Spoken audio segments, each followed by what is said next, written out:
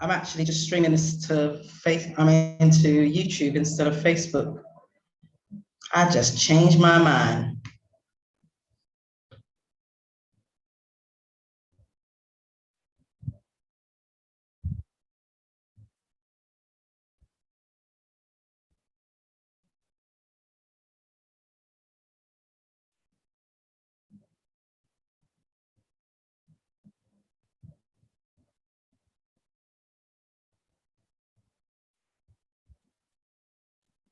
I'm actually just streaming this to Facebook.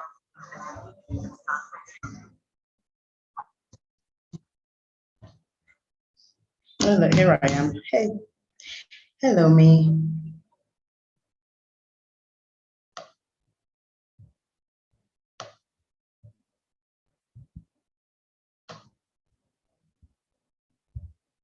All right, let me get back to.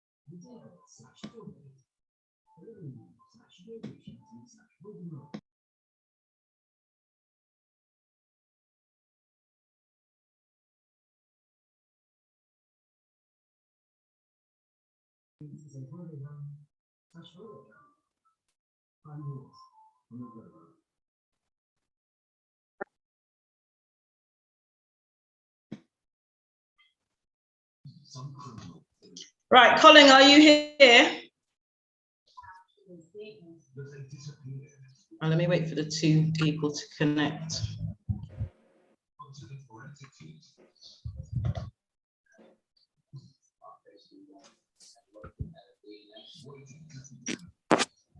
It's getting busy now.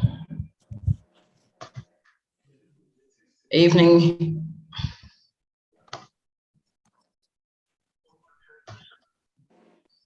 Hello, everybody. Good evening to you all.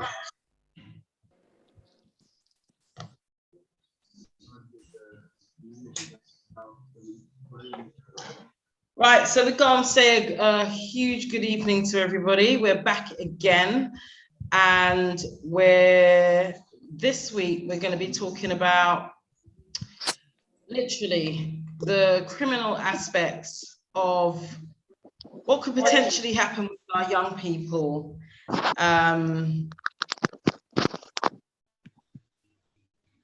why have I got such a delay? Oh, I think it's because my YouTube is open. This. It's better.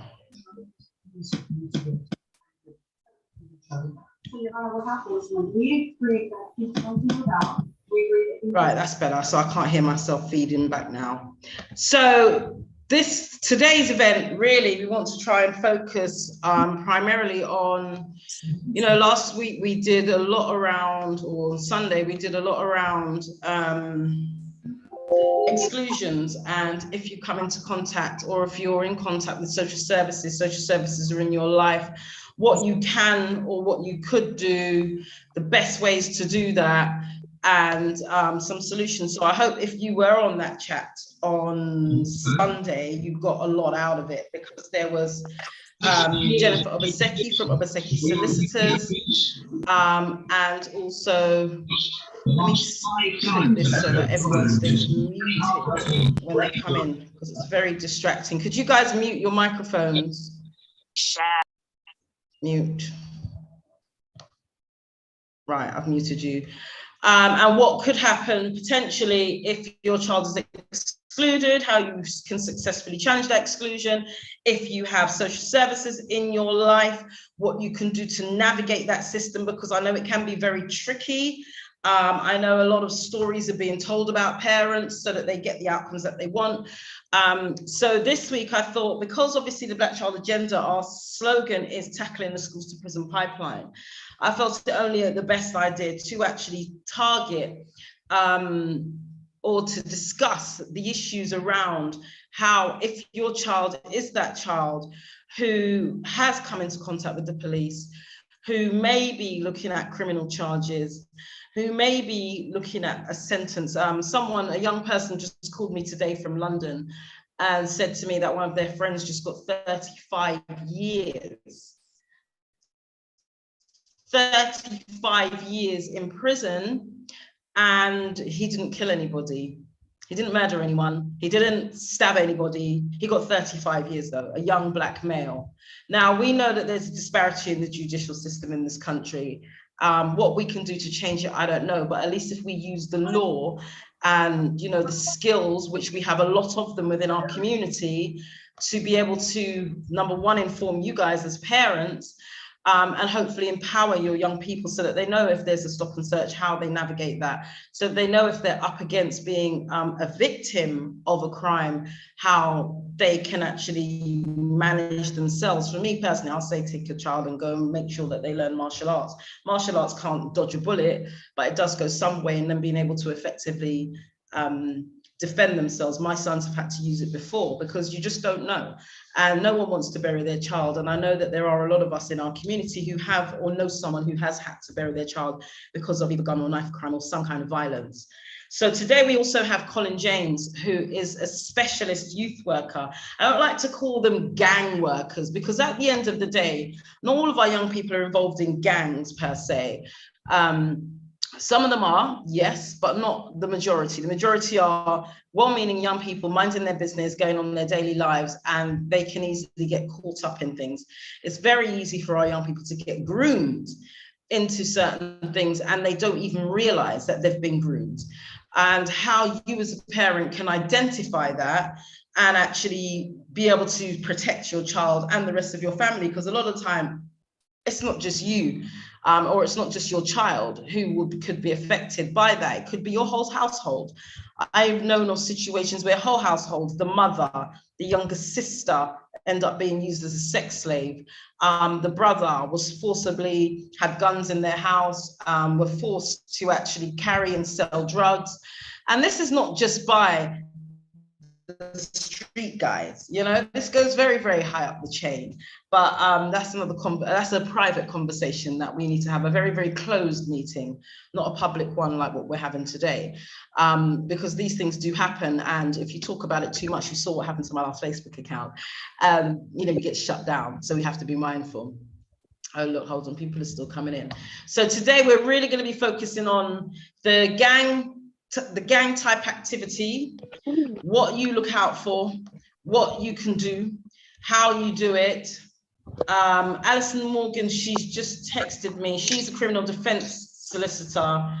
Never mind. She's on duty at the police station, so she can't make it live this evening. That's a shame. She said she's really sorry. To let you all know, she's sorry, and she'll do another one. She's actually our co-director for the Black Child Agenda.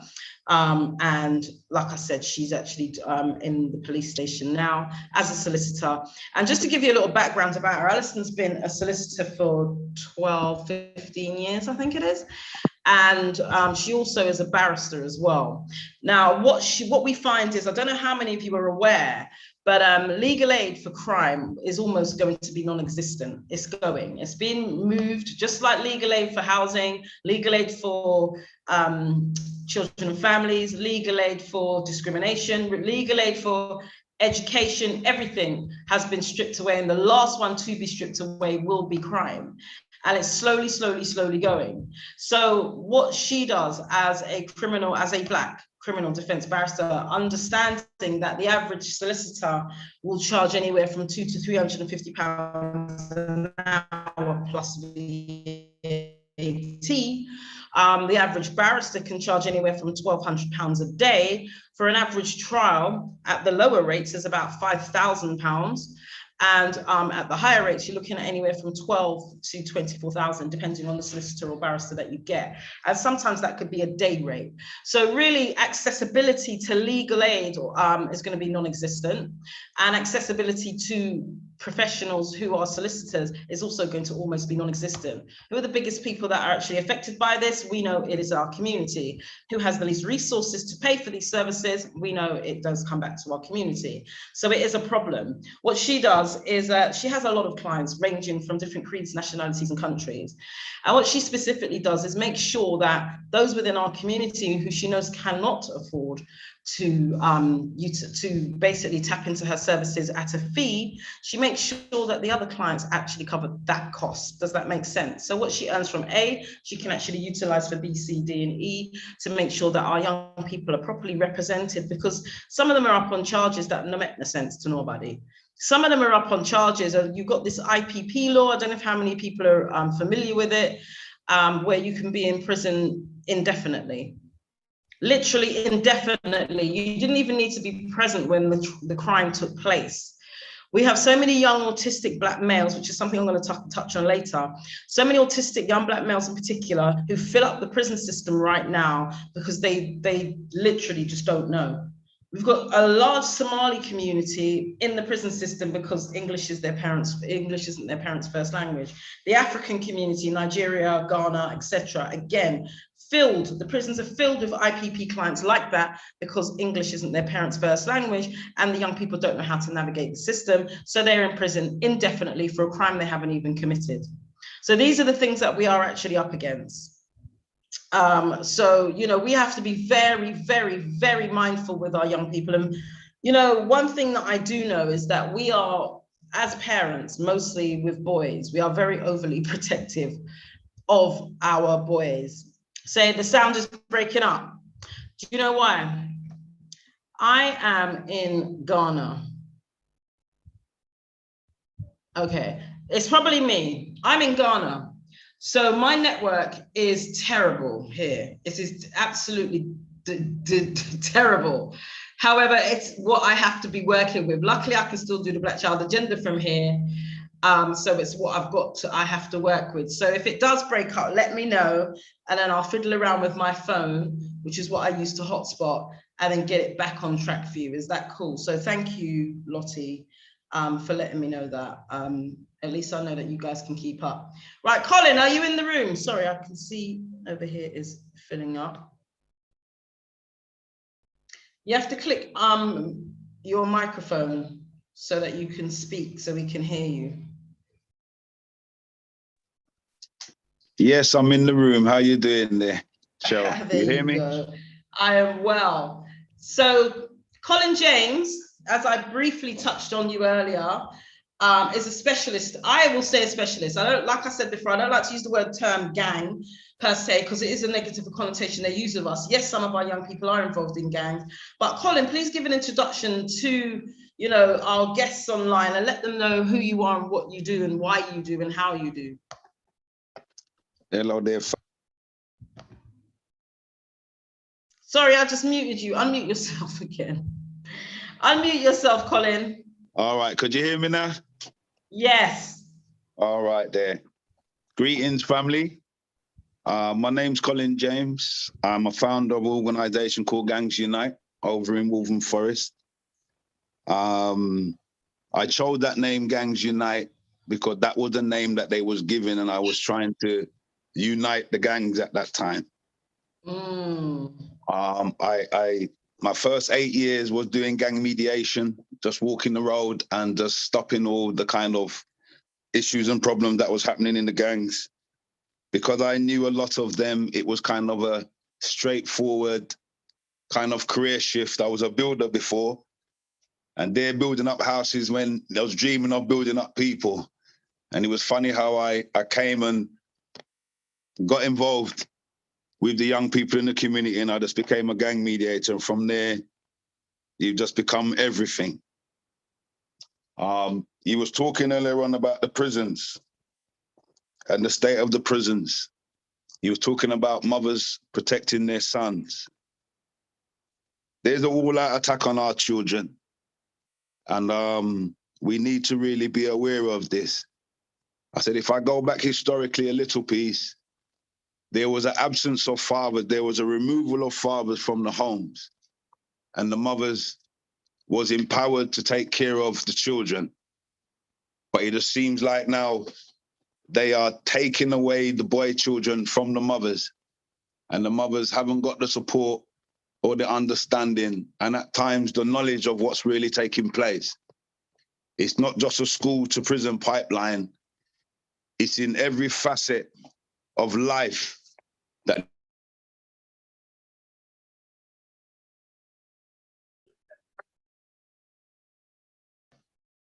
Colin, unmute yourself.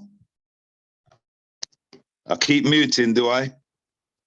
Yeah, what's happening is we are mistaking this thing called gang culture for youth culture. It's youth culture. This is just a way of life. This is the kind of mannerisms and display and kind of attitudes that the children are showing and working with in these days. They're being targeted and they don't understand they're being targeted. The parents don't understand they're being targeted.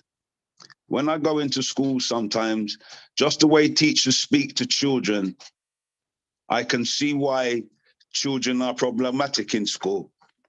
And if anybody spoke to you in the manner that the children are being spoken into, it would unsettle them. And we as parents, or we as a village, or organizations like yourself and myself who work on the front line, on the ground, in the schools, in the blocks, in wherever the young people are, need to understand that this gang thing that they use, this name gang, is what they use to gentrify all our communities.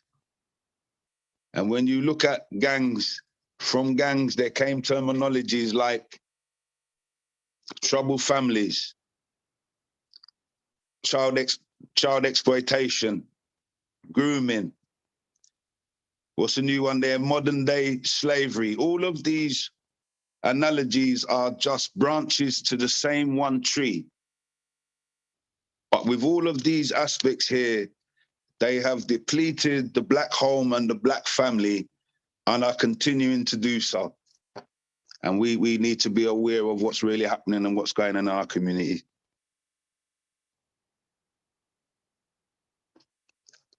Colin, so yes. With regards to, as you heard me say earlier, for parents who have young people that they may be concerned that they are being targeted, they may be being bullied, they may be being groomed. What could you tell them by way of identifying it and what they can do about it then thereafter? Okay, firstly, I want to recognize that all parents know their children. They should know their children. So when mannerisms begin to change, when your child starts to get secretive and starts to withhold and no longer wants to socialize with you at home and get secretive and stay in the bedrooms or always out on the road, these are signs.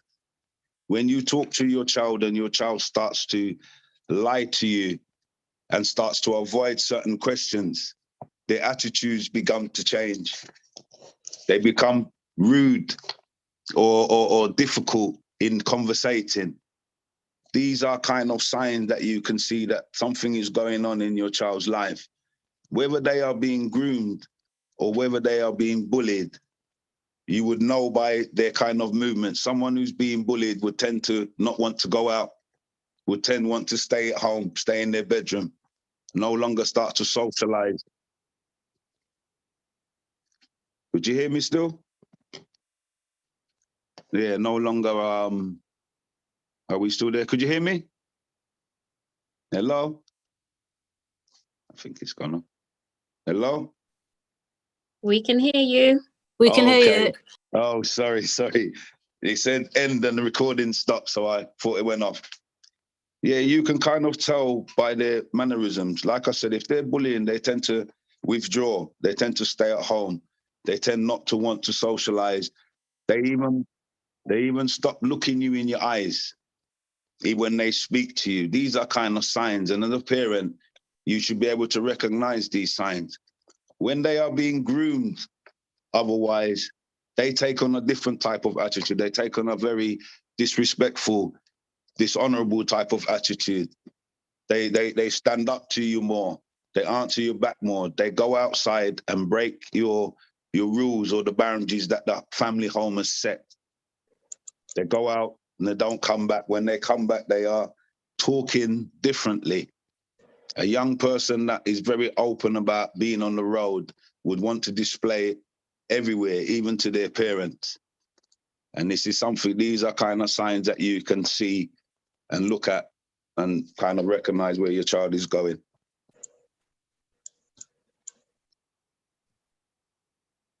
What can parents do to turn that around? How do they get their child back?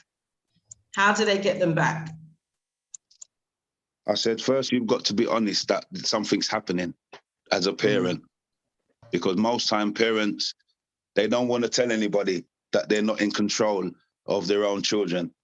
So most time they tend to cover it so much until it's too late. When you feel that you cannot control your child, or you feel that your child is displaying some kind of difference in their attitude or their viewpoint on life, if you can't deal with it personally, this is where the village comes in. And you've got to bring in individuals now that can talk to your children. And you find 9 out of 10 times, young people go into things off of false promises and dreams. They go on the road to make money. They go into all these things to feel secure and to have a sense of belonging. But they're not really informed of the dangers that can actually come from their decisions. 9 out of 10 young people just do it for the thrills. There's only 1% who are really about this gang thing and really about this life. You find that the children which are naughty and attempting this gang thing are the ones that are targeted by police and social services and that. The ones that are really entrenched in the gang thing, you find that not many organizations or people want to work with those ones. And until you kind of nip that in the bud, you're not going to stop the constant flow of young people daring to beat the game, which is called road. It's the same road, it's just got different rules today, and there's absolutely no rules on it.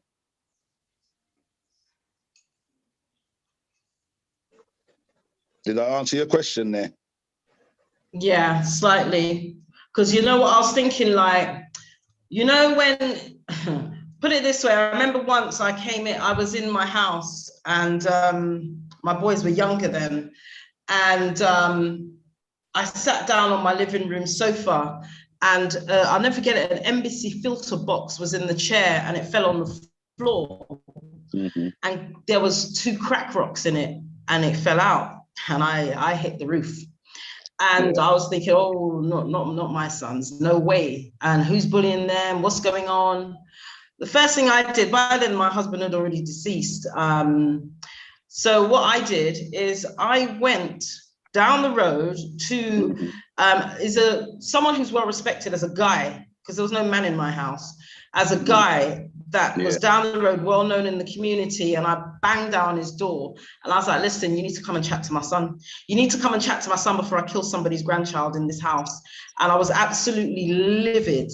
And, you know, I was cussing and, you know, he came to the house, he came and got my son. I don't know what happened, but it's all I know is when my son came back, there was no more. Because what he explained to me is that if you know, when you, like you said, with regards to the young people being groomed into doing certain things, carrying knives, guns, carrying weed, carrying crack, whatever it is these days. With what comes with that as well is also guns, knives. So if you're carrying crack, you're going to have to defend that crack. And that means you're going to more than likely have to carry a gun. I'm not about to bury my child. And that's where I was with regards to that discussion. I went nuts. And then after that, I jumped on it immediately. I didn't care about the consequences of him not liking me. Didn't care about the consequences of whatever any of his friends thought, because I would have had a fight with all of them.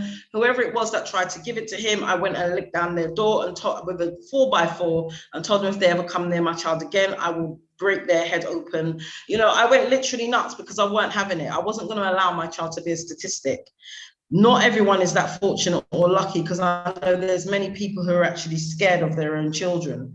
What do they do in that scenario? What would you advise? Because you work with these young people, you know what some of them are capable of. You know probably some of their parents who are literally like, we don't know what to do. How can their parents actually? Who would their parents go to? Would their parents come to you? Would their parents go to the police? Would their parents go to the school? Do you understand? Where would their parents go to get that help? Or is there no organization out there where they could get the help? Maybe that's more the question I should be asking. Okay, to your first point, I love the way that you dealt with the situation concerning your son, because you realized there was aspects that you couldn't deal with, so you went to look for help. And you see, that's so important. If you cannot deal with it, you've got to look for help. There is many young mums whose sons are 6'5" tall. They may be 14 years old, but when the mum told them, don't go outside, they just slam the front door and go. So she's gonna not be capable of dealing with a son that size and that age without help. Now, there is organizations like Gangs Unite who are willing to go anywhere and deal with young people. As you say, we deal with lots of young people. And when you find most of the young people, they're just angry. And they're angry about many things, but they're just angry. And once you get that out of them, they become young men again. You see, there's reasons for why children do things. Not every child, and we need to understand that.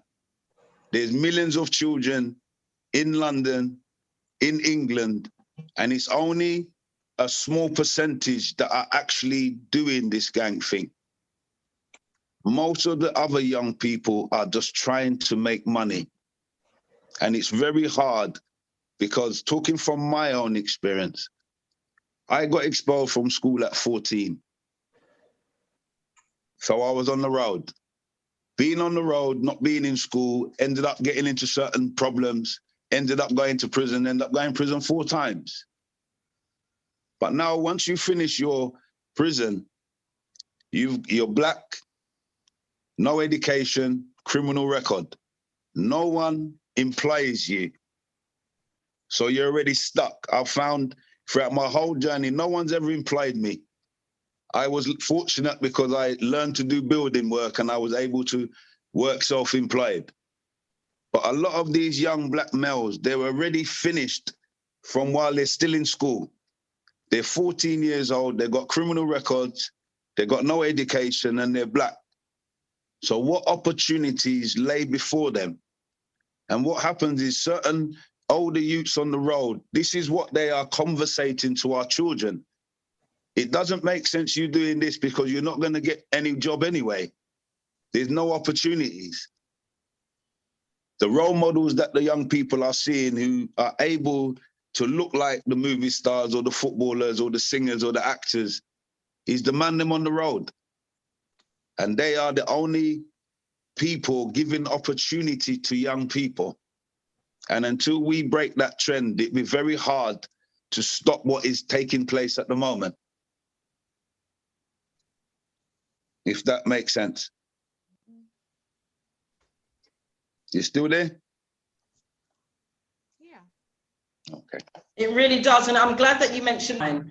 And the reason why I'm so adamant and I work so hard to do the Black Child Agenda to prevent a lot of what we see is because of the way how they're treated from tiny little 3 and 4, 5-year-olds in the nurseries, in this primary school, in the secondary school.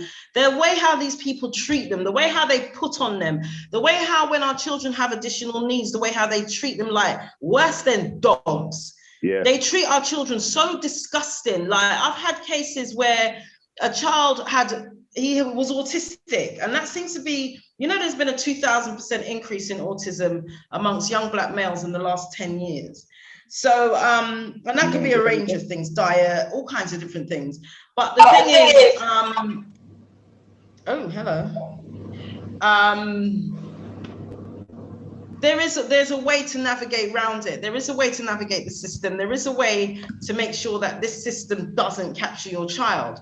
Now, when like I said, I've seen little kids in school, and rather than they have noise cancelling headphones, because, you know, if anyone knows anything about autism, they will know that children can't really take loud noises. These teachers would sit there looking at this child. I'll never forget this little 8-year-old boy, lovely, lovely little boy. And he was literally covering his ears because he was showing me, Auntie, I was doing this because I couldn't take the noise. He ended up going under the desk.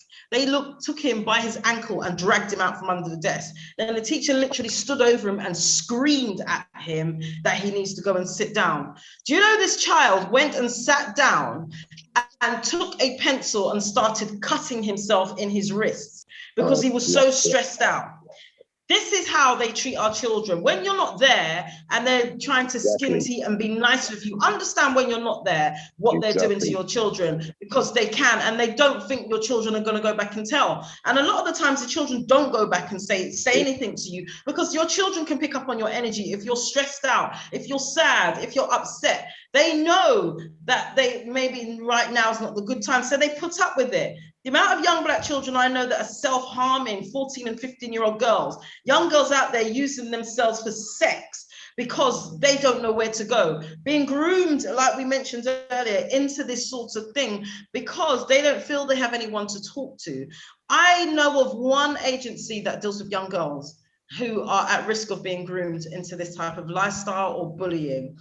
I know of your agency, I met you, God, how many, like 10 years ago, if not a bit longer. Yeah. And I know that you're there.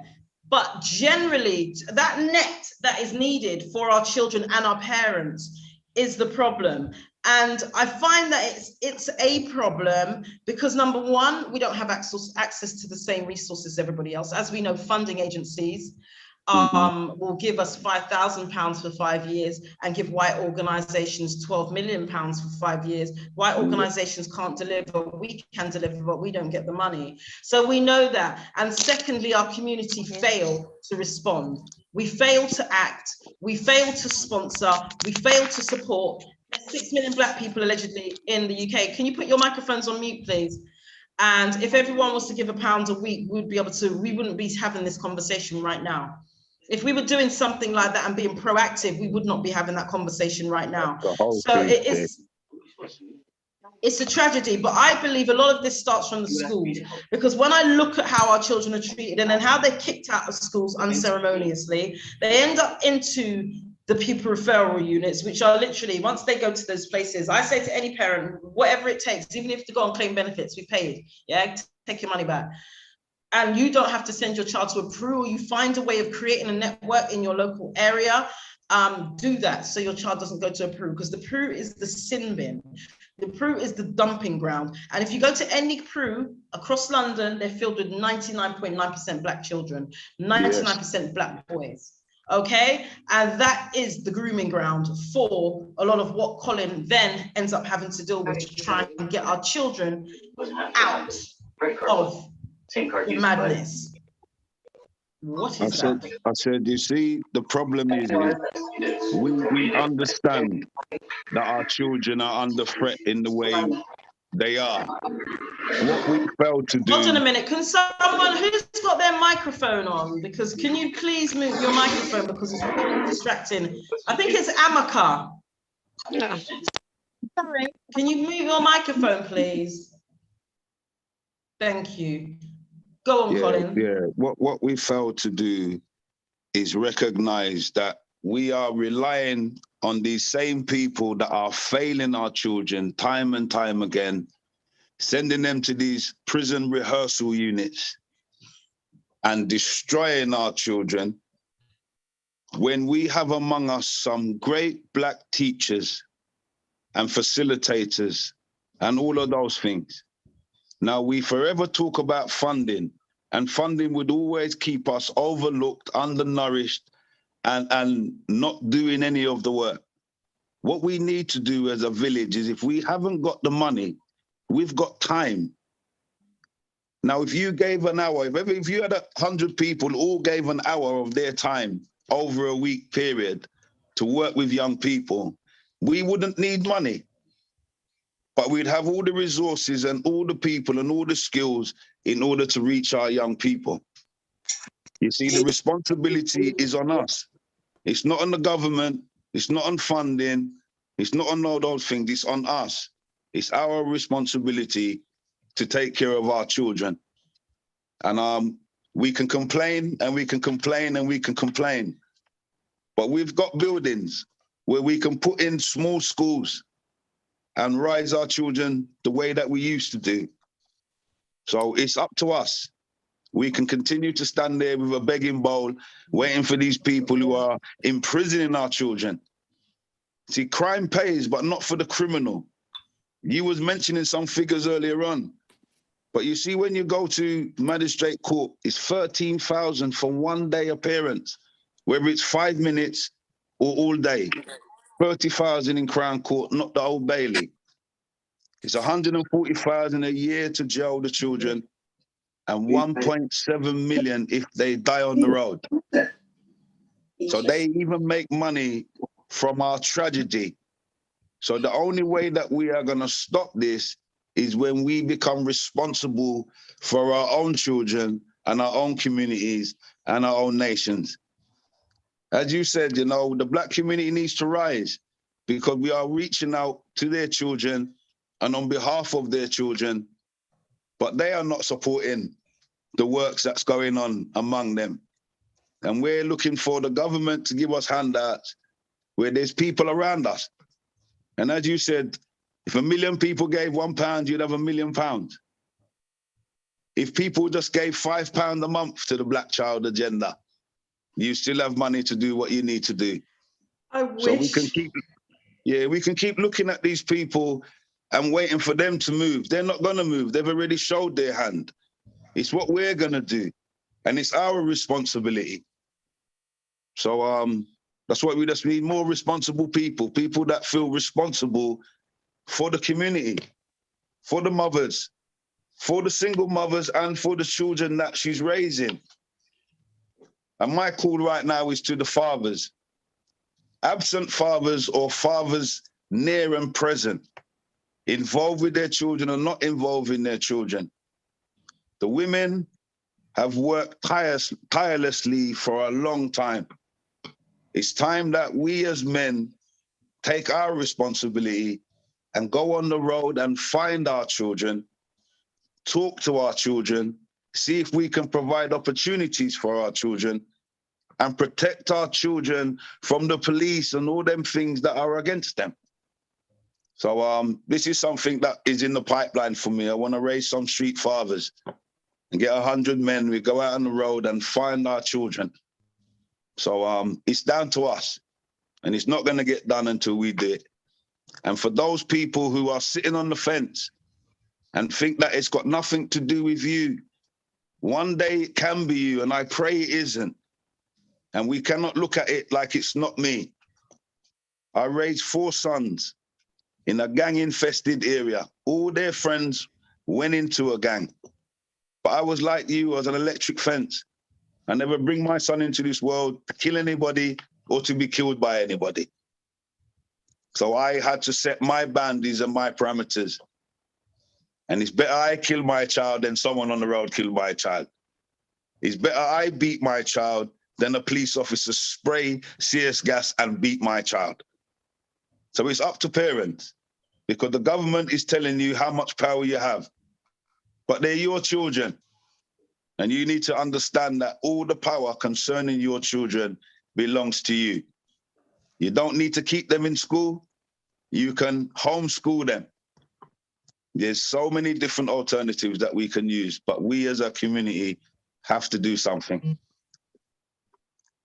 You know what, it's interesting as well, as you've just mentioned, and Katie is with us. I'm going to just give me a second, Katie. There's just one quick thing I want to say, that just to make parents aware, because those of you that are on my social media, the Black Child Agenda on Instagram, and I've reopened a Black Child Agenda group on Facebook.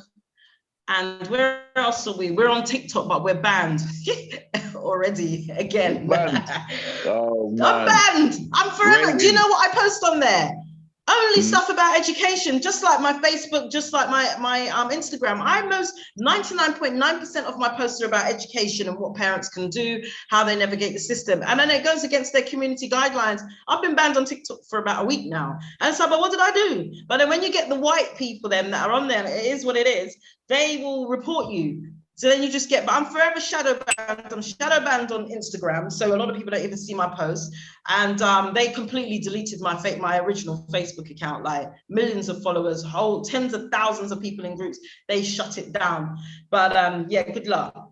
But on the point that you were talking about with regards to, just so parents are aware, I don't know how many parents know this, but do you know that the police, and I did a video, if you go to my YouTube where this is actually being streamed live as well, spit hoods are being used on 12-year-old children and tasers as well. The police actually are allowed to taser your 12-year-old child and even children under the age of 12 as well, if they pose a threat. From 10 years old, they're regarded as adults, so they can do with criminal responsibility starts at 10. Yes. So just so you know, and I don't know if parents are aware of what the spit hoods are, but you can go onto any channel, YouTube or whatever, and go and just look up how a spit, basically they tie your child into a chair and then they put this hood over them, or they pin them down on the floor and they put this hood over them and then tie it tight around their neck. And that's how they're managing your child. Now, we know how they deal with our Black children already. We know how they're quick to draw firearms, and the tasers are a start before they actually introduce the real guns. Yeah. And even when we're talking about statistically with regards to the prison system, it pays for our children to be in prison. Like you said, the schools to prison pipeline, the life to prison pipeline, it pays. The prisons are privatized. The prisons are privatized and someone's making money. There's states in America that are actually, when Barack Obama was in, were actually trying to sue him because they didn't have enough inmates coming directly from the schools, just to give you an idea. So let me just introduce our next speaker as well, Katie Downey Wilson. And Katie is a social worker. And you're probably thinking, social worker, what's that got to do with crime? But it's got a lot to do with it. And that's the reason why I asked Katie to come on, because she's been a social worker for a very long time and sees directly with regards to our children and young people who are in the care system, and how easy it is for them to get embroiled in a lot of what we see going on our streets. Katie, are you there? Please unmute yourself. Good evening, all. I hope everyone's feeling good and ready for some information. Sorry. Oh, yeah. Hi. Good evening, everyone. As Sister Cheryl said, I am a social worker. I work in fostering in a private organisation, in a Black-owned organisation in Croydon. But I become interested in social work because I was in care as a child for some parts of my childhood. So that's what interested in me in social work, because I noticed that there was a difference in attitude from professionals towards children, specifically Black children. And also I noticed that there was kind of like hidden agendas, but even today that the agendas, they're not so hidden. So you may have heard Cheryl speak about the school to prison pipeline before. And basically how that fits in with social work is that I have actually seen that happen in real life, right? And I've tried to prevent it happen as well. I work in fostering, so my role is to support support and supervise my foster carers. So my role is quite kind of, I don't have to like remove children from their families or kind of police people. My role is a supporting role. However, I am still a qualified social worker, and I still work with social workers that are within the local authority social services. So in regards to children, crime, and social work, how does that fit in? Well, actually, the agenda of the school to prison pipeline is an agenda where white supremacists use organizations like social services and schools to penalize and youth offending service, to penalize your children, and to they're training them to put them into prisons from school exclusions. And it's a big pattern that we know. It's not just here in the UK, but also in America and in the whole of Europe, really. And I can tell you that this agenda is very, very real. Now, I've seen it happen with a young person that I've worked with, a young person, I'm not allowed to share her name, but she was a female. And basically, I used to manage children's homes, I just like managing staff and and still doing support work with young people, but I would work with the more challenging young people because that's what my skills are. So I was working with this young teenage girl. Her mum had died when she was about 13. She doesn't know who her dad is. Her older siblings, they kind of had children and work and stuff and didn't pay attention to her. Her children, her siblings who left her, they put her into foster care. When they put her into foster care, she kind of got passed from pillar to post. Now, some children, if you're a good child and you're trainable and your foster carers like you and you listen to your foster carers and social workers, or even if you're in the children's residential, if you kind of go with emotion, you will be liked and you'll be favoured and people will support you and find you easy to work with. But if you're a very traumatized child, you don't want to communicate with professionals, you don't want to be in the children's home, you don't want these adults asking you questions, and you don't want to engage in the stuff they're trying to make you engage in, they're going to make it hard for you. And the more you don't kind of go along with their program, the more they will penalize you.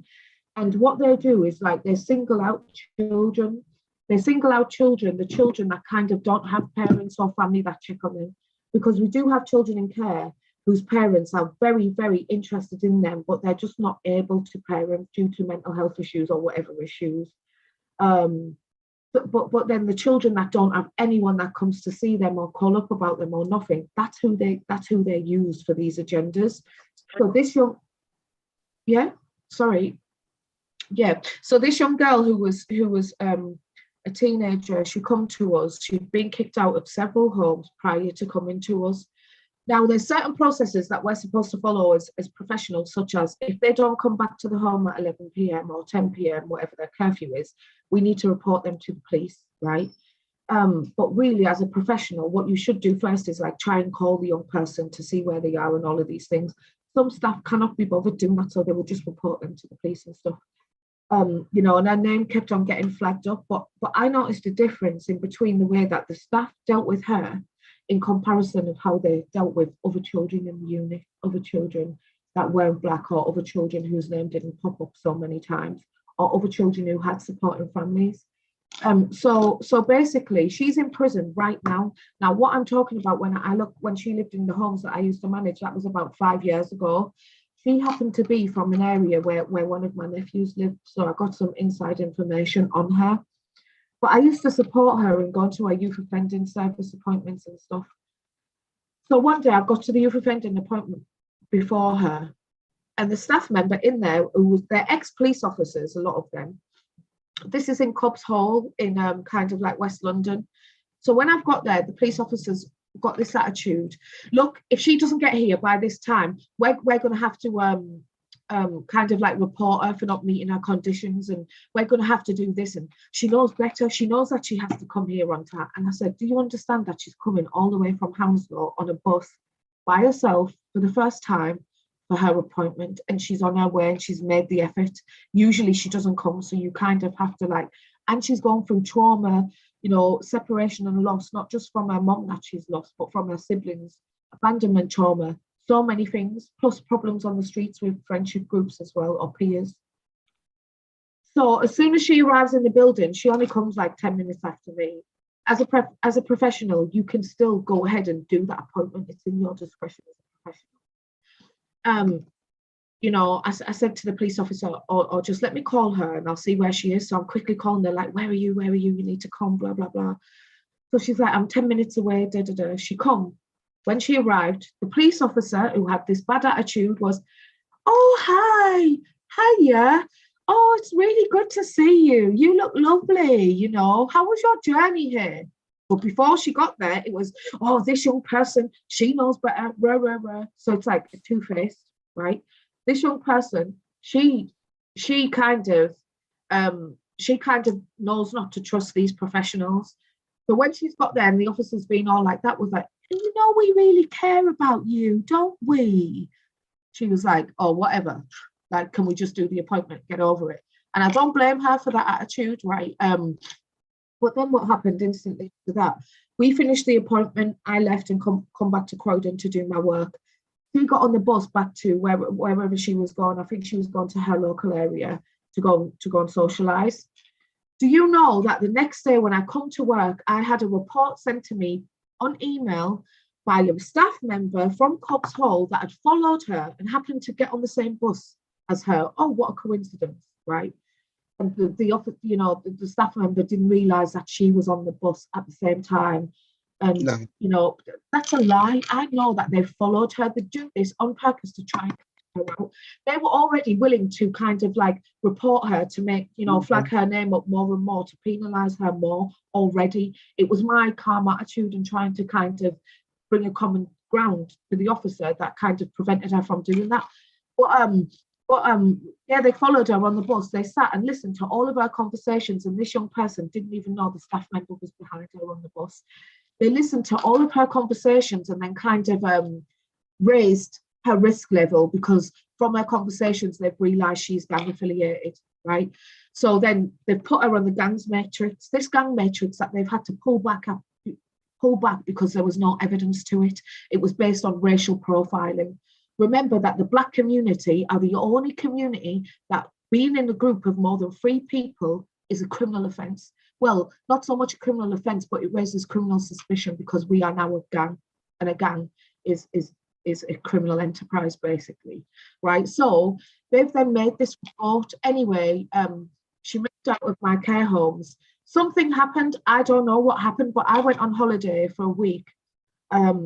Back then, I was going on a party holiday with my friends. By the time I come back, they'd moved her. So I don't know the circumstances of why they've moved her, where they've moved her to, what went wrong. Now, with these young people, because they're traumatized, right? They're very angry, frustrated, they hate everything. And it's not, like, as a staff member, when you work with those young people or traumatized adults even, you have to know that when they're talking to you with frustration or whatever, it's not aimed towards you. Do you know what I mean? But staff members that are not prepared, or staff members that are already preparing to catch you, they will use it against you. Yeah, they take it personally. But even those that don't use it personally, do you know what they do? They have a plan in their mind that they're going to get this young person. They've already had her marked down from time that she's a child that they're going to apply this school to prison pipeline agenda to. They know that when they exclude her from school, there ain't no parents that are telling them to try and get her back into school. So the school won't accept them back without the parents attending a meeting. And that's why they have all of these rules in place, because, you know, it's kind of like they're catching these children on purpose who don't have that support. So yeah, anyway, it ended up that she's in prison and she's doing quite some time for something that she really didn't do. But as a professional that's worked with her, although I know what prison she's in, I can't even write to her because as a professional social worker, we're not allowed to communicate with children once they've left our service. It can be seen as unprofessional and it can be used against me. So now I've got one person from our community that I can't make contact with or see if she's okay. But I said all of that to say that's the pattern of the school to prison pipeline. It's a very real agenda. It doesn't only happen in America, it happens here in the UK, and I've seen it with my own eyes, you know. And this young person, you know, because she hasn't been given therapy and stuff, what she'll be doing is, they call it banging out, but she'll be getting upset with the way the prison officers are treating her. They'll tease these young people on purpose, knowing they're going to self-harm or smash up their cell or smash up their room in the care home or whatever, just to penalise them further and further. And what it gives is that young person the kind of like, you're conditioning. I saw someone write condition in the comments, but you're conditioning that child or that person to see themselves as a criminal and to be so anti-system that you can't even bear to be around professionals, so that when you are around professionals, you come with this behaviour that they can penalise you with again. So it's a big cycle, and it's very real, and it happens all of the time. So we have to protect our children. Please, if you can, you know, attend, they institutionalize you. That's exactly what they do. And that's why when people come out now, once she's been in prison for so long, she's been in prison for about 2 years already. Once she gets out now, she's been so used to, you know, having like being in institutions, that when she gets out, she'll find it hard. I mentored an adult female sex offender before some years ago, and these were ex-criminals, and the charity I worked for, it was for ex-offenders basically. So this woman who I used to kind of mentor, she would come in my sessions and she'd be like so tired and stuff, and she'd say, oh, it's so hard out there. Oh my God. And I'm like, what happened? And all that happened is she got the bus from her home area in Deptford to London Bridge to come to the mentoring appointment. So I'd say, what was so tiring? And all she's done is travelled on the bus and been in society. But because she's used to being in prison and being in institutions and only being around a small number of people, when she's getting on the bus and she's travelling around busy central London streets and stuff, she can't manage it. And she said, honestly, I'm going to ring your friend just so I can go back. And she's in tears, like she really, really, really means it, that it's much easier for her inside. She knows that a rent, like she doesn't have to worry about where the rent's coming from. She said the benefit system is so complex, and inside is just easier and safer, and that's why they do end up going back, and it's a cycle, and it is a conditioning. And the government know exactly what they're doing, because there's psychologists and sociologists that have written about these things all hundreds of years ago, not even in the last 100 years prior to that. There's a sociologist called Foucault, and he written about asylums, and so they know exactly what they're doing. It is no mistake, it's no coincidence, it is absolute programming. Also what I wanted to mention is there's disproportion in the in social work, in social care, sorry. In the care system, there's racial disproportion, and also in the prison system, right, and it interlinks. So they train our children from school. In school, they kind of notice which parents don't really care that much, and which parents will come to the school if you trouble their child or whatever. They'll leave them children alone. If you notice, those type of children, they barely get any trouble. The teachers will actually be nice to them because they don't want them being highlighted for being that type of person, you know, that practices institutional racism. But yeah, in regards to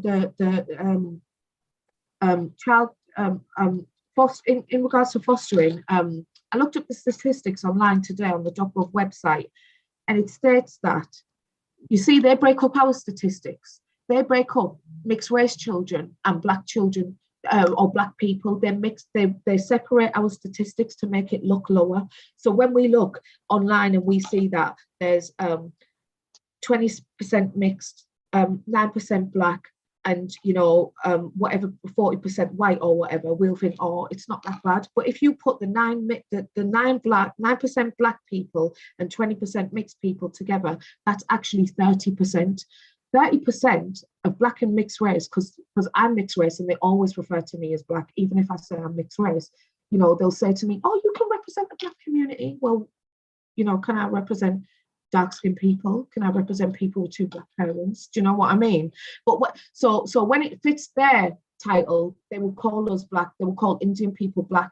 But when they don't want to be seen as you know, applying a racial disproportion in their systems, so will separate us. So now online, just from March 2020 on the .gov website, you will see that there's 20% mixed children and 9% Black children. What I've noticed as well as a social worker, on our referrals, when we get children being referred to us from social services to home, they will lie about the race.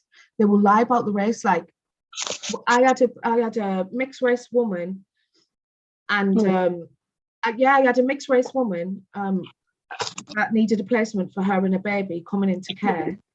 She's mixed race, but they said her baby's white. Okay.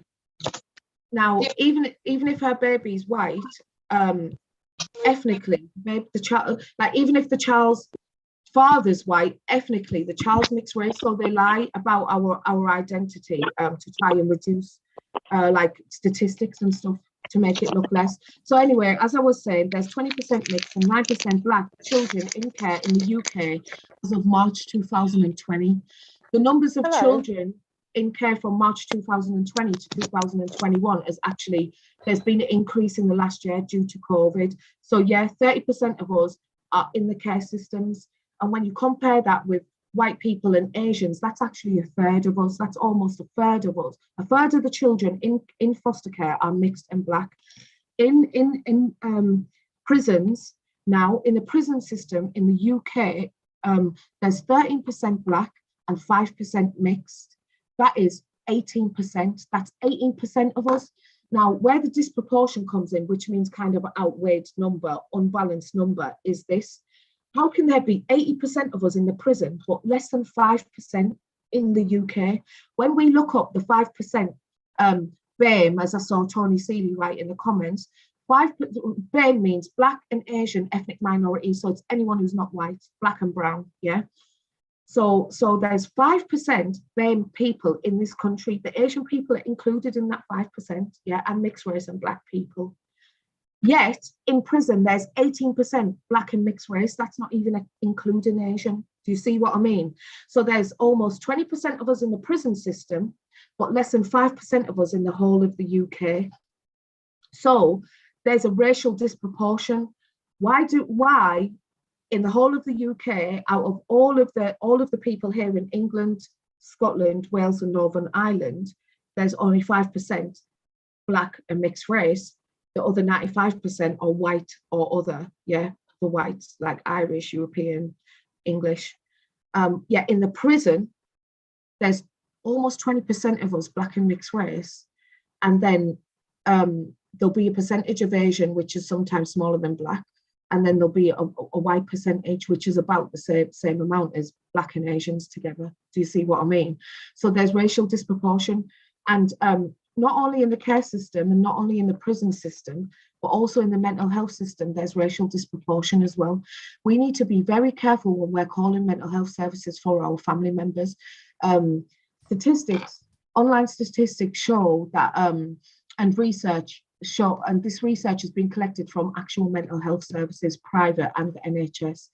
It shows that if I was to call mental health services now for my father or for myself or for my sister, they will send the police. 9 times out of 10, they will send a police officer. They will send police with blue lights, and they're coming there with their handcuffs, with their CS gas, with their tasers, and they're coming to check you out as a criminal, right? However, you know, if you're white, you're white, they will send an ambulance and a care team to come out and assess you and say, oh, are you all right? And we really empathize with you, and they'll put you in an ambulance, or they'll allow family members to bring you to the hospital. But with us, they will arrest us. And I'm not sure if some people will be familiar with this, some people may not be familiar with this, but Sean Rigg is a prime example. So Sean Rigg was a brother who lived in supported accommodation from people that experienced mental health issues. The staff members in that service that day refused to give him his medication. That can make your temper flare up, not just because you're upset, but because of how the medication reacts with you when it's coming out of your system and you need it, because they are addictive. The staff who refused to give him his information called the police on him, right? And the police come, put the handcuffs on him, put him in the back of the van. He ended up having a fit, you know, weeing himself and stuff in the van. The police officers didn't take him out of the van, although they on the records had said he was fitting and frothing from the mouth. He died in the back of that van in the police station. And his sister has tried to take the police to court to try and sue them. And 2 times she's lost a trial, you know, but they did murder him. There's evidence to say that he died whilst with the police, you know, but they still got away with it. So again, that's to say, be careful when we are calling mental health services. Be careful when there's incidents between your family members when you are calling the police. The police now have a duty to call us social services if there's a fight at home. So now, for example, if there's an issue at home, try and deal with it within your family members. If there's absolutely, you know, no other way to get out of the situation that you're in but to call the police, but please think first. Don't use the police as a way to kind of win an argument. Don't do that, because the police may come there and harm you and harm the person you're calling them on. And then it'll be you fighting in court of why, you know, for the person that they've killed that you love. Yeah, not only that, but also this, whenever the police are called to an address or to an incident where children are present or children live, by law, they have to, and they will do, inform social services. Once the social services are on your back, they're also racially biased when dealing with parents as well. I saw it just, you know, from last year to this year. We had a young person who was 10 years old. She come into our service because she got rushed into hospital because she took her mum's Xanax and ecstasy pill. She's a mixed race child. Her mum's white, her dad's black. Her mum was in France getting a facelift at the time during COVID lockdown, just last year, even a year ago. Whilst her mum's in France getting a facelift, this girl happens to take ecstasy pills. She's been rushed to hospital. She comes into care. Now, the mum's back from France. She comes to the meeting, you know, where she's been told her child's going to remain in care, blah, blah, blah. She says in the meeting, oh, I don't cook. No, we don't cook. Now, for a black mother, that would be classed as neglect. For her, it was a giggle, because they said, oh, what do you do? Oh, we just order from Uber. So there's a massive difference in the way that we're treated. Even the process of this woman going to court to have her child removed was very easy. It was very on her terms. The court agreed that the child's black father doesn't have to know that his child's in care because he may be a risk to the child. This father's never done anything to the child. The mum only said that this man is a black Muslim and he's associated with a terrorist group, and I don't want him to kind of, you know, influence my child. So social services and the court have gone against what childcare law states, that both parents are supposed to be made aware when a child's placed in care. They agreed against it. Had it been a white man, they would have never allowed that. They would have said, oh, no, he's got parental responsibility. We'll have to invite him to the court just to hear his case. So you know, if it's absolutely necessary to call the police, call them. I'm not saying that you shouldn't call the police. However, we just have to be very mindful that we are behind enemy lines, even as a mixed race person. You know, as white as you may look or speak or feel or what your name is, you have to be very, very, very careful of the systems. The systems pretend that they're here to protect us and serve us. They're actually here, you know, and they're used against us. You know, and forever arguing in meetings with social services and other professionals of why they should do basic things for children. You know, I've got a black Muslim child, a black Muslim Somalian child that goes to a white Christian school, and he complains every day that he has to be in school in class whilst they're doing their white Christian prayers, and he's Muslim. And I've told the teacher and the social worker that it's racially and culturally inappropriate, and they're continuing to make excuses of why he should remain in that school.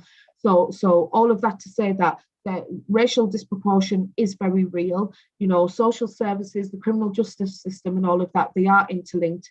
They do work together, and they will use their powers to work against us because their overall aim is white supremacy. It's not what they say they're for. So yeah. Yeah, that's all I have to say. Sister Cheryl, would you like me to speak about anything else? No, for now, no, you did well, because I don't even know if you'd noticed I dropped off completely. I was here fighting with my poor internet connection. But you covered a great deal. And even with some of the things that you have said, when you look at how the system is designed, you know, I was on one of these apps, And did you see the fight between the black boy and the white boy? And I think it was the airport or one of those places. The two of them started fighting, and the police came and literally sat the white boy down and was like, "Oh, are you okay?" And then the black boy was jumped on by the police. Now, these are children. The same way how what you've just described with regards to the care system and even the young people whilst they're in school. Because what I said last week as well was that what parents have to understand, our children spend more time in schools than they do at home.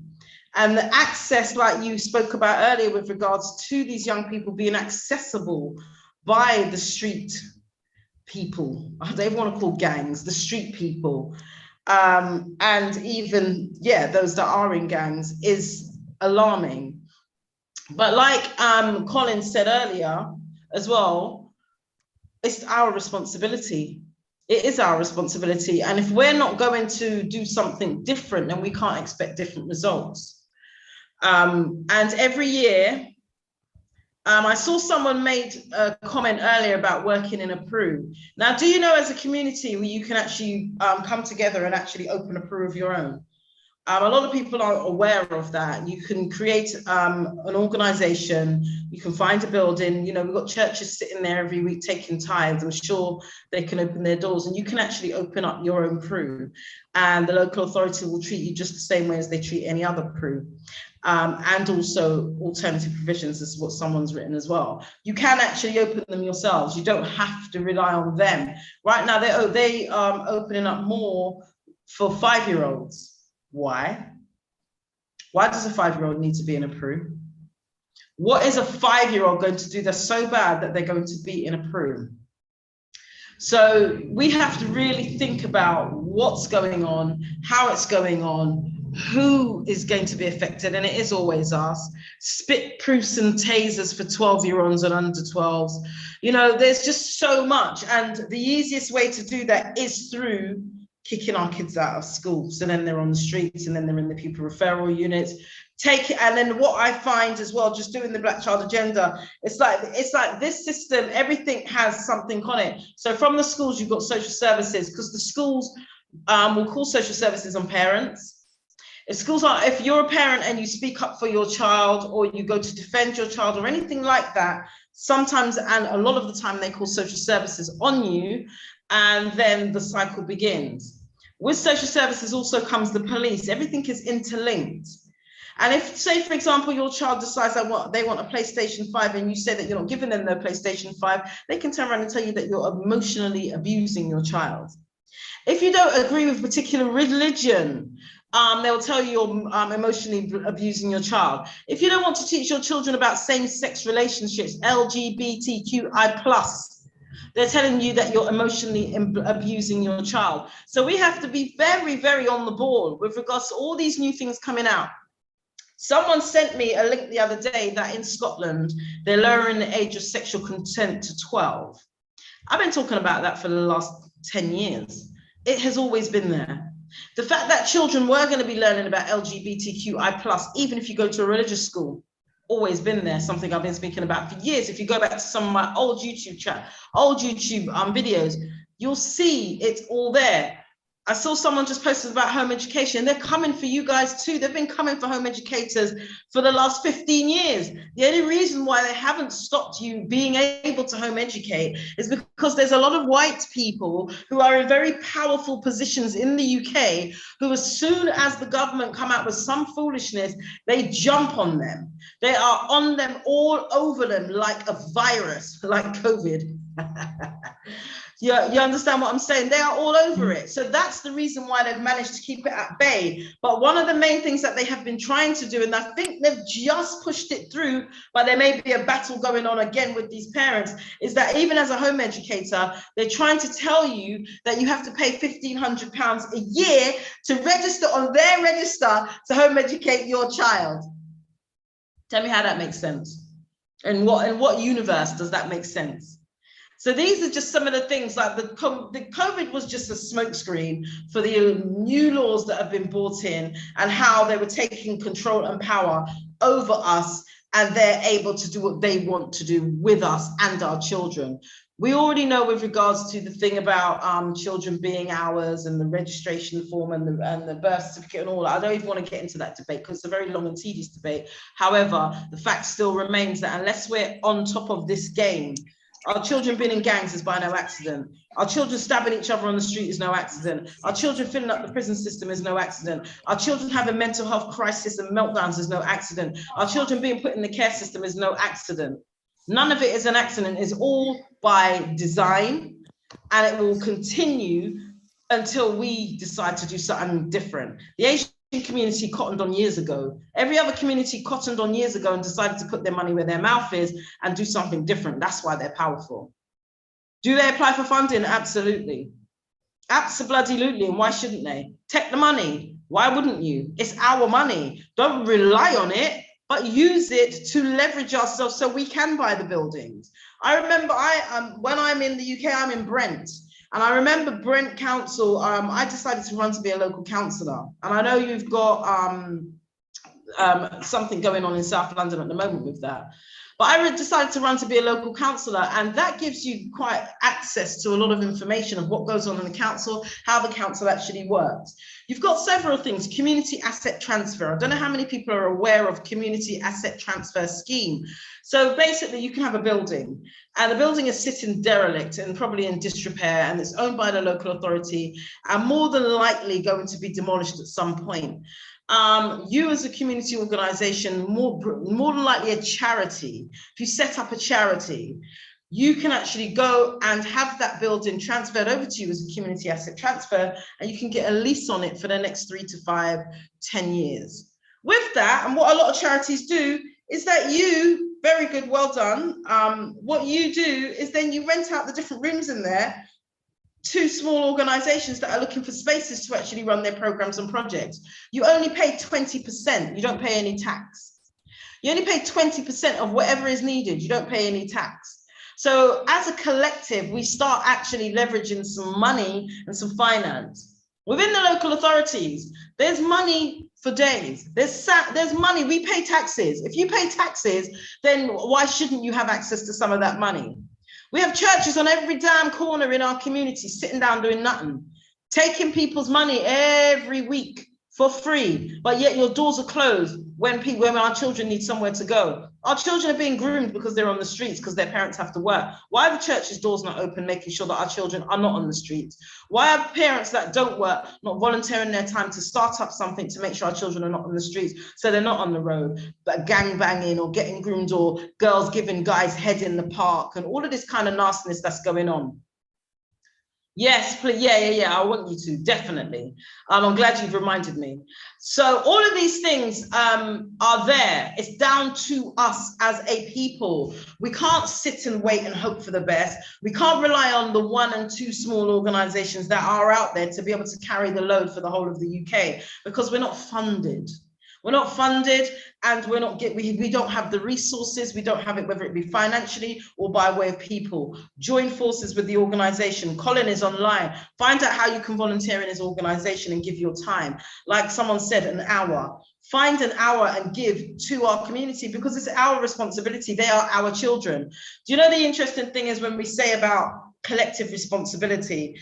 I remember my son was a victim of knife crime. I nearly lost my son. I could have buried my son back in 2018, minding his business. Some boys were, he went to his friend's house, and because she was going off to uni, and they were there minding their business. And her family members came to the house. They were uninvited. And the girl's mom asked them to leave. My son, being my son, they started carrying on, and it was like, no, allow it, bruv. You don't really need to carry on like that. It's cool. He tried to make peace, only for them to wait for my son outside. When he was leaving to come home, they hid behind a car, cowards, and had a Rambo knife, so huge. Which way is my camera? Massive. And only luckily that his brother and his godbrother were walking down the road and can see the guys behind the van, and literally ran and punched the living daylights out of them. But my son was stabbed. And literally 8 to 9 hours surgery later, they had to pull out all of his organs. to basically operate on him and put all of his organs back in his body. So he had to be stapled from his chest down to his belly button. And, you know, that's something that, so I've got the lived experience. And my brothers and sisters were they found that boy within 10 minutes. They found where he lives within 10 minutes, and I begged them not to do anything. Because at the end of the day, the first thing I thought, I bet you this boy's been permanently excluded. I bet you this boy has been groomed. I bet you this boy has even got mental health, because I always was one of those parents, if anyone trouble my son, that's it, I'm killing them. And I was like, I don't want no one's child to be killed and I have blood on my hands. And so said, so done. That boy was troubled. And it's not making an excuse for what he did, because I always said he will get his. He will get his, and he did.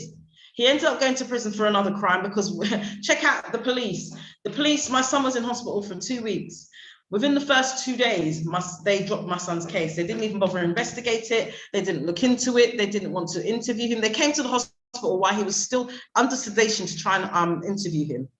I cussed out their bumberhole clean.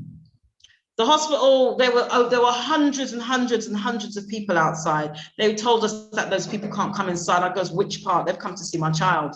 They've come to see my child because my child ain't know, he's not a roadman. And those people came into that hospital every single day. They kept watch over my son every day. Them youths every day. That's why I will never give up on our young people, ever, ever. Because at the end of the day, they are a victim of the nonsense. They're a victim of the system. Some of them should know better, but it's down to us to teach them better. It's down to us to take responsibility. Same way how when I do the Black Child Agenda and I tackle these schools, I put the sole responsibility on the school as to why the child is behaving the way they are, because they're a child and you're an adult. The sole responsibility goes to the school, 100%. Because if I've left my child in your care, then why is my child behaving this way? If I've left my child in your care, why is my child involved in a gang? If I've left my child in your care, why is my child self-harming? If I've left my child in your care, then why are all these things happening? So there needs to be some accountability for Uno, and then even us collectively. If one parent has to go to school, all of you go down to the school with her. If my child is self-harming, someone's got something to answer to. If my child is not doing well academically, someone's got something to answer to, because we pay our taxes for a reason. Yes, we should be doing supplementary education. Yes, we should be doing all of these things, but someone has to answer somewhere to what's going on with regards to our children. Because how dare you think that you're going to get away with treating my beautiful chocolate young Black sons in any kind of way? And since that day, when they troubled my son and my son was unlawfully excluded from school, I have started the Black Child Agenda, and I will never stop until my last breath. Because at the end of the day, if we are not defending our children, who the fucking hell is? Who is defending our kids? Because we can't rely on the cave dweller to defend our kids, because they hate us. And we already know that. We know they hate us. So why are we going to look to them to help us?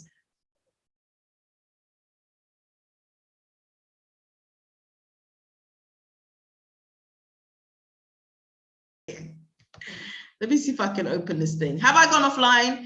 And has anyone got any questions? Because time is ticking, and I don't want it to get so late that we don't have time. Okay, Cheryl, can I just answer a question? Of course. Someone asks, how do you go about opening an alternative provision? And had anyone done so? We have opened our own alternative provision. We got a building, we open our own alternative provision. If you don't want to deal with Ofsted, you can work with 5 children and under if you don't want to go through Ofsted. But it's possible for anybody with the know-how to open up an alternative provision themselves. And we are receiving referrals from a couple local authorities. So it's possible. Anyone can open one. If you want any more information, contact me and I'll give you the full information.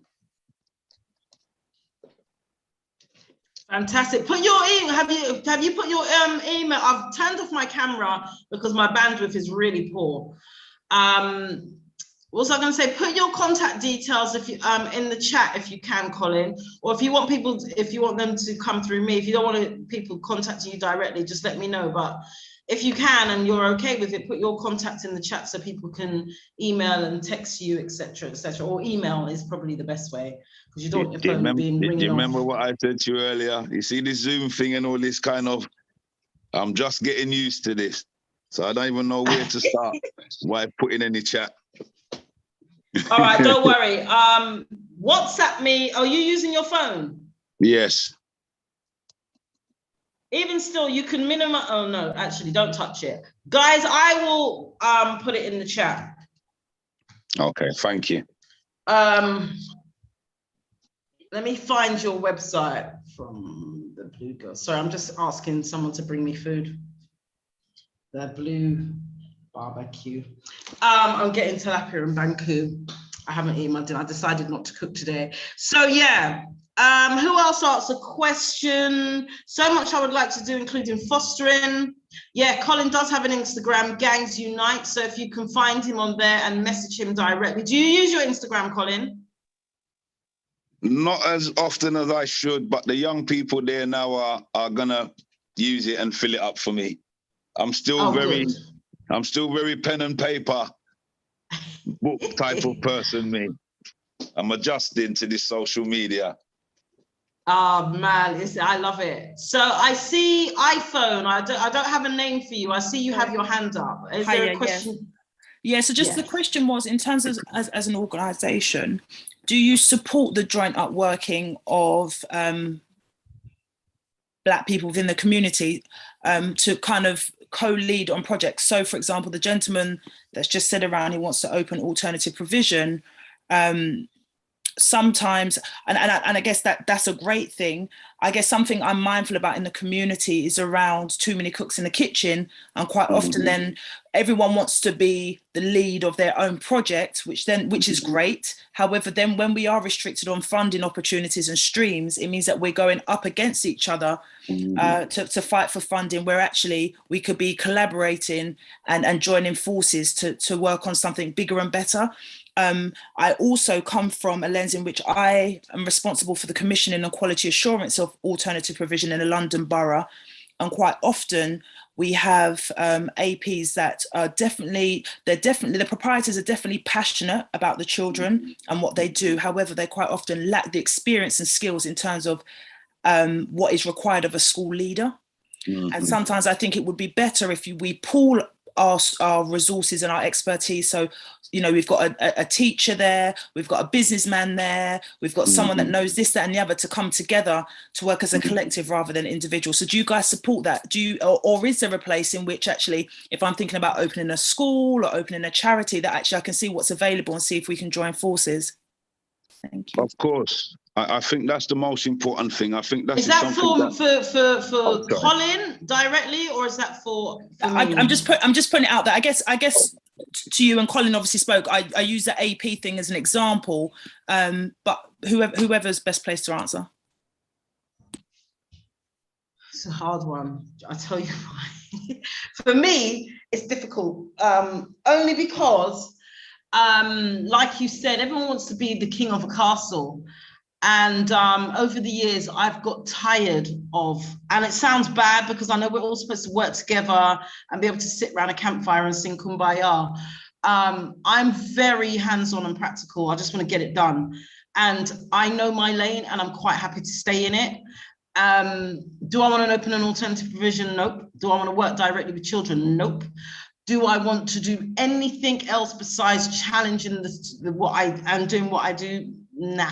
I can't be bothered. The only other thing I'm going to do is open a school in Ghana, a library, a factory, and what was the last thing? And something else. And that's it. Would I support those that wanted to come together and work and utilize my platform and utilize my contacts, whether we create one big hub or whatever it is? Absolutely 100%. Once I don't have to do much work. My work will be bringing the people together if that's the case, because I do have a large network. So I would, if that's something that is doable, but do you know what the thing is? Because we have so much on our plates, you know, it's easy to lose sight, and it can get tiring. And that's just me being honest. Over the years, we've tried doing different things, and I'm literally burnt out. I'm literally trying to actually take more of a step back and start focusing more on what I can see as being sustainable outside of the UK. The UK, we don't need to be there. So that's my view. But like I said, I will be happy to support anyone, pass on contact details, links, and link people up and make introductions, whatever it needs be, with anybody that wants to come together to do something, whatever that looks like, once it's organized and strategic, etc. Thank you. Can I answer the question, little piece? Sure. Oh, to be fair to the Queen who asked that question, it's a very powerful question. As an organization, myself, I've always encouraged that and always supported collaboration. I think the problem with us as people is if there's 10 good providers in a borough, each individual opens 10 different organizations. And then now you're all battling for space and recognition and for funding and for opportunities. I believe in the supermarket approach. And I think if you get a collaboration of 10, 15, 20 organizations from a borough, I think you could do a much wider and a much more thorough work than where we're doing it right now. We're kind of like little corner shops, but we need a supermarket approach that will bring us together. And, you know, looking at the Black Child Agenda, the Black Child Agenda is everybody's agenda. It's everybody's agenda, everybody's responsibility. And the only way we're going to do it is when we come together and respect each other's skills, knowledge, experience, and come under an umbrella of leadership. See, I run my own organization, but I'd be happy to come under anybody's leadership. And that's, if everyone's like that, we would get very far. I think Katie, to her credit, she spoke the subject very well because she didn't leave any stone unturned. And this is what our young people are facing, and this is what our young people are up against. And they need us now to collaborate and come together on their behalf.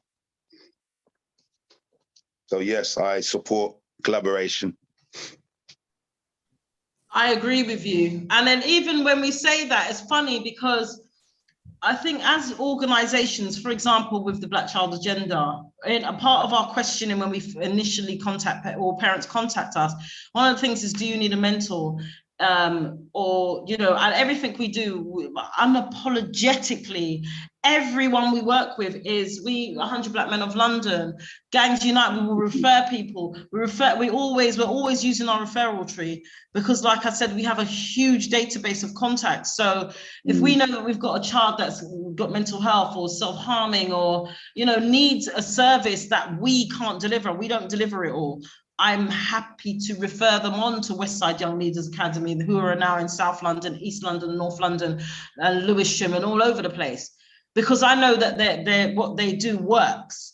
There's a lot of these new organizations that have set up because they look out there, and I'm being honest with you, they look and think that it's all pretty. They look and see the social media hype and think that, oh, let me come and duplicate it.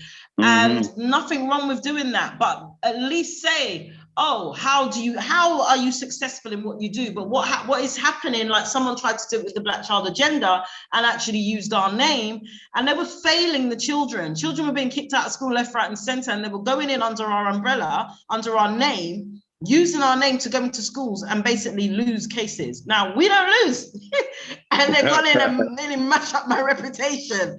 So, you know, we always refer. I rather just refer. So I think that people are kind of working in that way already, but it's just kind of unofficial. There's no organization to say, oh, look, we're part of this. People are just referring. I get referrals from other organizations all the time, and same goes vice versa. Katie, have you got anything? Tony, we're coming to you. Give me one second. Let me just get Katie's response to the sister's question. Sorry, what was the question? I didn't hear the question. The sister asked about people collaborating or organizations coming together. Yes. Yeah, go on. Yeah, I think that it is good. Sometimes we have a good intention, but one thing what I really dislike is I hate being in WhatsApp groups because I will usually not read what's written before because I've just quickly looked on. I'll see one thing, I'll respond to it and then come offline. But next time you go on, like people are like kind of like arguing with you, and that's not why I joined the group, you know. In regards to multi-professional working, because that's what we call it when there's people from different professions. Multi-professional working is the same thing. So like I think it is powerful. Like those of us that are like-minded and very serious about the work, we need to network and we need to do things together. There was a very important point that the sister made, which is instead of 100 people trying to do the same thing individually, we need to join forces and think of, right, we're doing this, you know, and kind of like, can we work with you? And be open to allowing people to work with you, but you do also have to be cautious of those people who just come in to see what you're doing, to kind of say, oh, I'm doing this, I'm doing that, and really they're not doing any work, they're dragging you down, or they're arguing all the time, you know. So I think that you need to be careful with that. Networking and joint working, it's a must. Unity is a must, and we are stronger in the higher numbers that we have. But also with multi-professional working, what usually happens is we have differences in opinion. Hopefully when it's within the community, it won't be as common. But like in social work, when we're working with like a midwife, for example, and then someone from the school, and then someone from CAMS, the counselling service, right? Yes, we're all sat there reviewing this same young person, and we're sharing ideas, but my training's different. The legislation I work with is different to everybody else, and everyone's different, got different aims with the person they're working with and different legislation they work off. So my opinion may then clash with the health advisor. Do you see what I mean? But then the health advisor's opinion may clash with the CAMS advisor. So that's my advice. Like, I think working together is important, but we have to be very cautious of those that are there for hidden agendas, or maybe just to kind of come under our umbrella to look like they're doing the work. Just because a lot of people do community work because they're very, very passionate about it, and they will give their last penny, their last spare minute to it. But then there's other people who see this trend that, oh, you know, people that do this type of work are becoming popular, let me pretend. And they will come and they will pretend, but really they're wasting time. They're not really doing any work. Do you know what I mean? So we have to be careful for that. And we just have to be careful for people who just want to talk at you, but not listen and not actually join in with any work. Yeah. Agreed. Who had Tony? Yes, you had your hand up, and then Mr. Fix-It. Oh, hello. Ain't seen you for a while. Tony Cox. Yeah, good evening, everybody. Wonderful work, Cheryl, as always. This has been a very interesting conversation. I've been very talkative in the chat, so I hope people have managed to read some of the content going on through there. Interesting, nobody talked about secure schools, which are coming in, which I've talked about on a Zoom meeting of my own with the 100 Black Men. There's an hour and a half, 2 hour discussion talking about the dangers that are coming to our culture via secure schools this year, which is a government mandated project. In terms of collaborative working, yeah, I can't agree with you anymore. That is one of the biggest problems within our community is collaboration. To the point that you know, I see organizations doing. Sorry, the recording in progress, out of progress is interrupting me. But I see great organizations fall apart because of disunity within those organizations. But you know, I want to tell people about you know, trying to be more collaborative. Mr. Where is he gone? There's a gentleman on there who's got Mr. Galaxy S21 5G. It would be really helpful, sir, if you would put your name instead of the name of your phone in your group. Like I've put my name and my contact detail, it really does help when somebody's talking great sense and they go, who's that person? And you don't just see Galaxy S21. Katie Wilson Downey, love what you said, love the work that you're doing. That is exactly the type of professionalism that I expect to see when people are talking to our community, in terms of, you've shown yourself. You've allowed us to be able to communicate with you because you've shown your name and who you are. Thank you very much, Colin James. I think your contribution has been great. But please, sir, use your name. He's a technophobe. Okay. Someone needs to teach Colin how to use the rename function. And if he can't, somebody else, please do it for him if he's going to be that much of a contributor. If you're not aware of there's a couple of organizations which I think need a shout out. One is NABS, the National Association of Black Supplementary Schools.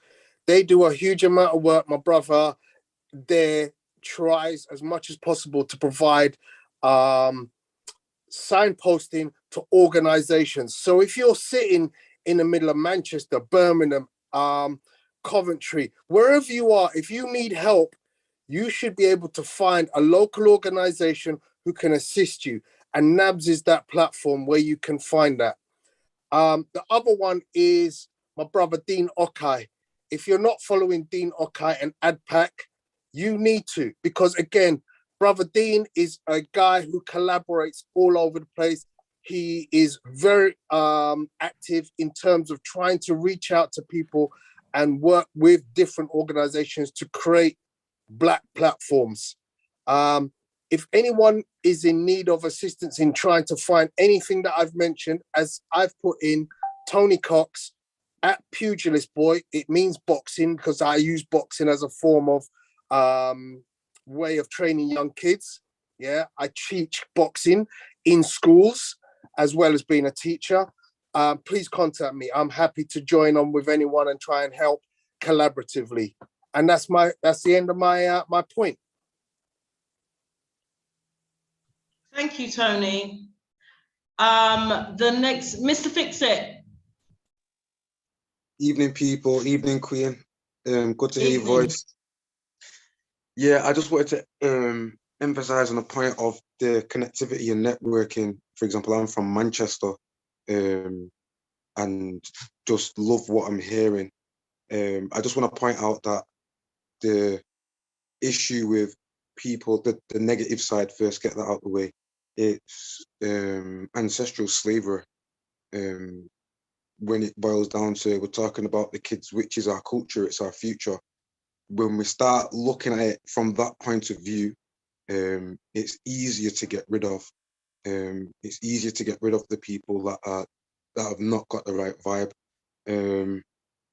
Going from that into the positive, I think what you're doing is absolutely amazing. I'm gonna again back AdPac. I've heard of them. I know a couple of my mentors that I work with them. I just wanted to point out something that I don't know if it's been mentioned before, but financing the youth and having them as being self-sufficient.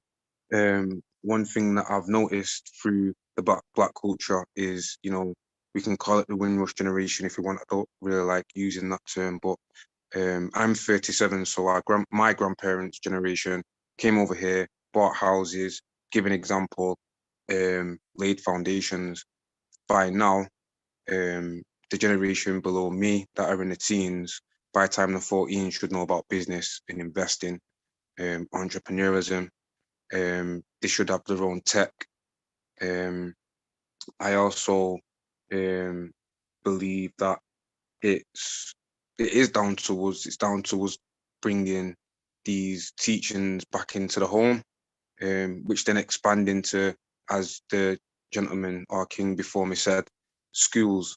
Having these habits in our culture, in our networks, in our mentoring, you know, where the investing and trading, even trading, for example, is very important, because you have to look at it like if we target 11-year-olds and we teach 11-year-olds, this is one of my ideas, to know about financing, know about money, know the differences between wages and a career, or wages and a business, overheads, bills, They have a different mind frame. They get mature a lot quicker. And by the time they're 13, 14, we'll have much of a larger percentage that will have their own investments and will have their own business ideas or actually own their own businesses. There's nothing better to promote a business than having the youth own it. And that's just my little add to the pie. Thank you very much, and it's a brilliant idea. Absolutely. I don't know about in Birmingham, but I do know. In Manchester, I do know that there are a lot of organisations, particularly that work at the weekend, who also teach a lot of that to our young people. Right, let me move on quickly because someone who I asked at the final hour to come on and give, and he's not in London, which is the reason why I asked him to come on, because he does a lot of amazing work up in the Midlands. Natalie, I'm going to come to you, and then Natalie, I'm going to come to you in a sec, and then over to Katie, who's going to talk about the Windrush compensation scheme, and then after that, we're going to close. Tesla, one, General. Yes, sister. Thank you for asking me to come on. I literally just finished in a session, and you put in that call to me, so I had to jump on for even if it's for the last 15 minutes. No, that's good. I wanted you to talk because obviously you're up in Brum. That's right. And you're doing, and what you do definitely links in with today's topic and discussion. And it's not just a London thing. And I know there's people on this platform tonight that aren't just from London. So I was like, yes. So give people a quick brief on who you are, what you do, and the work that you are doing with our young people as well. Okay, cool. Very briefly then, really, a practitioner, youth development specialist for 22 years. Now established AXIIC in about 2012. So we just celebrated 10 years, actually. What we do today, we do what we call critical intervention for our young people, where we're working with high-risk young people affiliated with gangs, involved in youth violence, child criminal exploitation. Have a team of people who will literally attach themselves to those young people, build relationships with them and their families, and really support young people in a holistic way. So that includes, family support, mediation between families where we find family breakdown. It will include supporting that young person to get into positive activities. But more critically, it's about building relationships with those young people. So, that's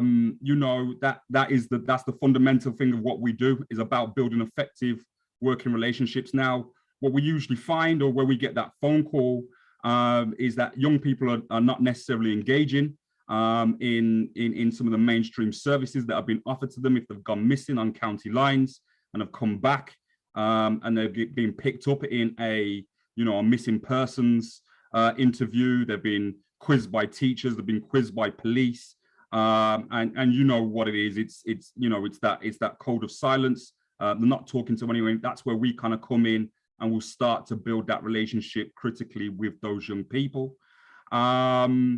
So that's we've got loads of stories to tell about that, just in terms of some of the case studies. We are literally working with some of the most notorious young people in this side of Birmingham, and they just getting younger.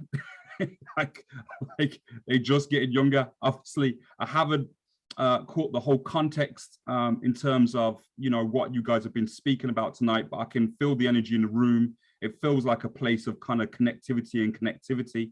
And so really, if you want to reach out to us, or you're in Birmingham or around the West Midlands, that our critical intervention service that we provide, you can refer to us as an organization. You can refer to our organization, so you can visit us at axiic.org.uk, and on there you'll find our referral forms, where you can refer young people who you're concerned, or families that you're concerned about and worried about.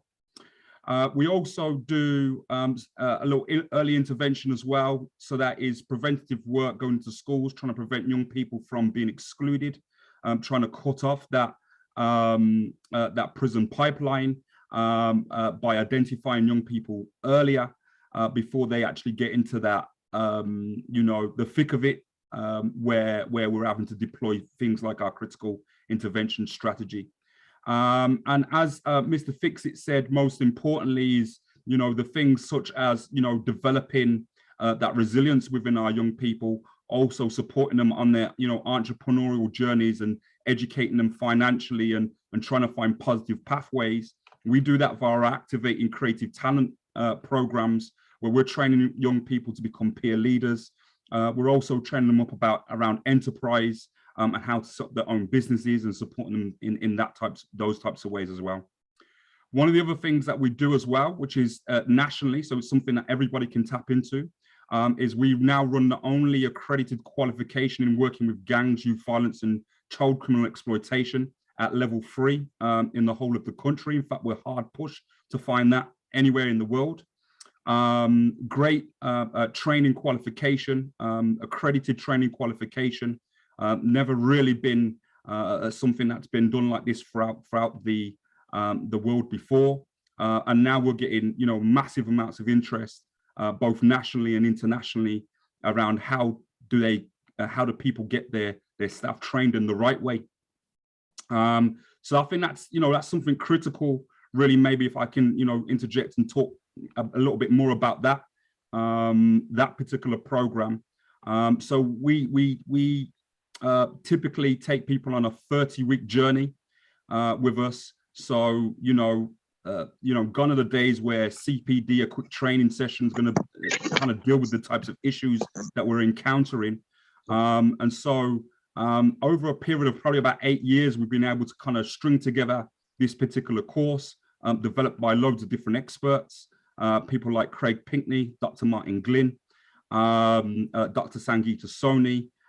So youth development practitioners and also, you know, our foremost psychologists and sociologists have been, you know, able to contribute and put this particular program together.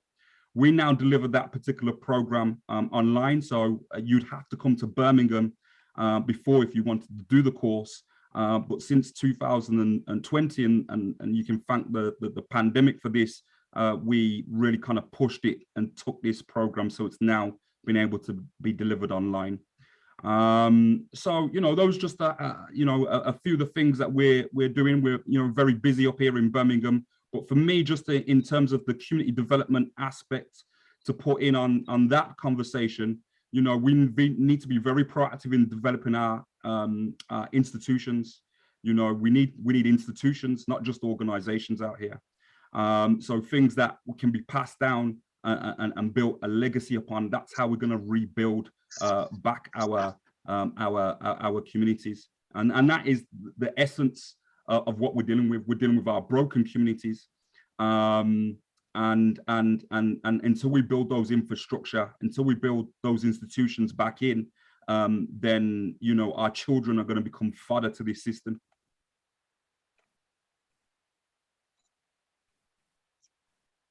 So yeah, that's my 2 pennies worth. I don't know how long I got. So I just thought I'd interject. But yeah, I could take any questions, or if you got anything that you wanted to ask of me on those particular points.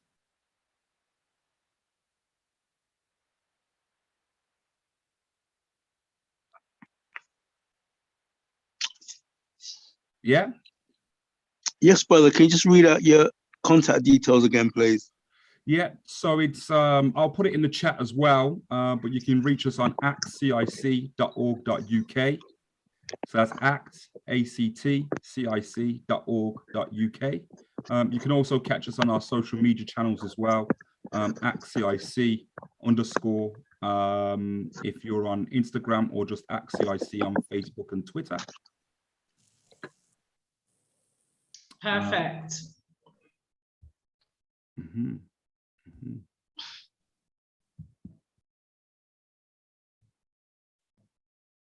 Yeah, is there anything else, or did anybody want to touch on anything? Sorry, I didn't catch the full flow of the conversations that were taking place before, so yeah, but it feels like it's been a strong build tonight. It feels like it's been a strong build.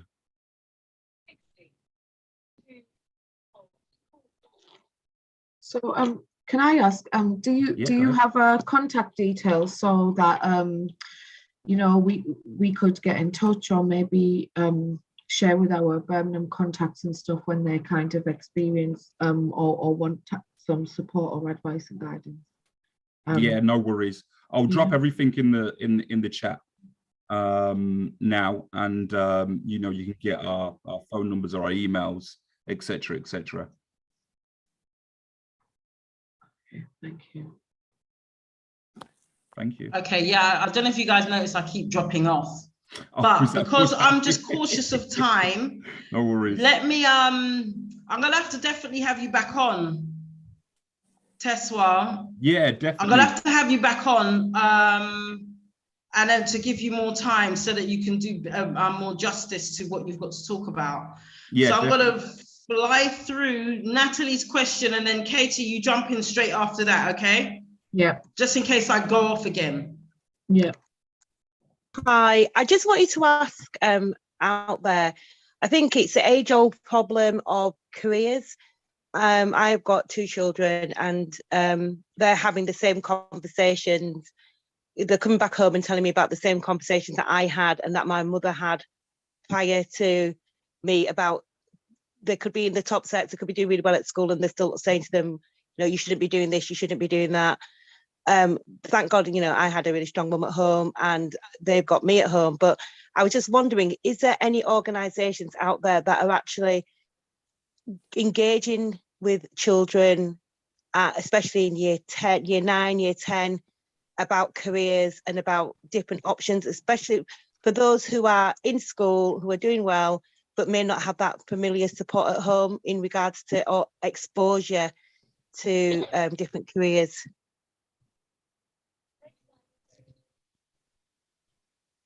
Do you know what, there are 1 or 2, and the only ones that I know, like I've mentioned before, is 100 Black Men.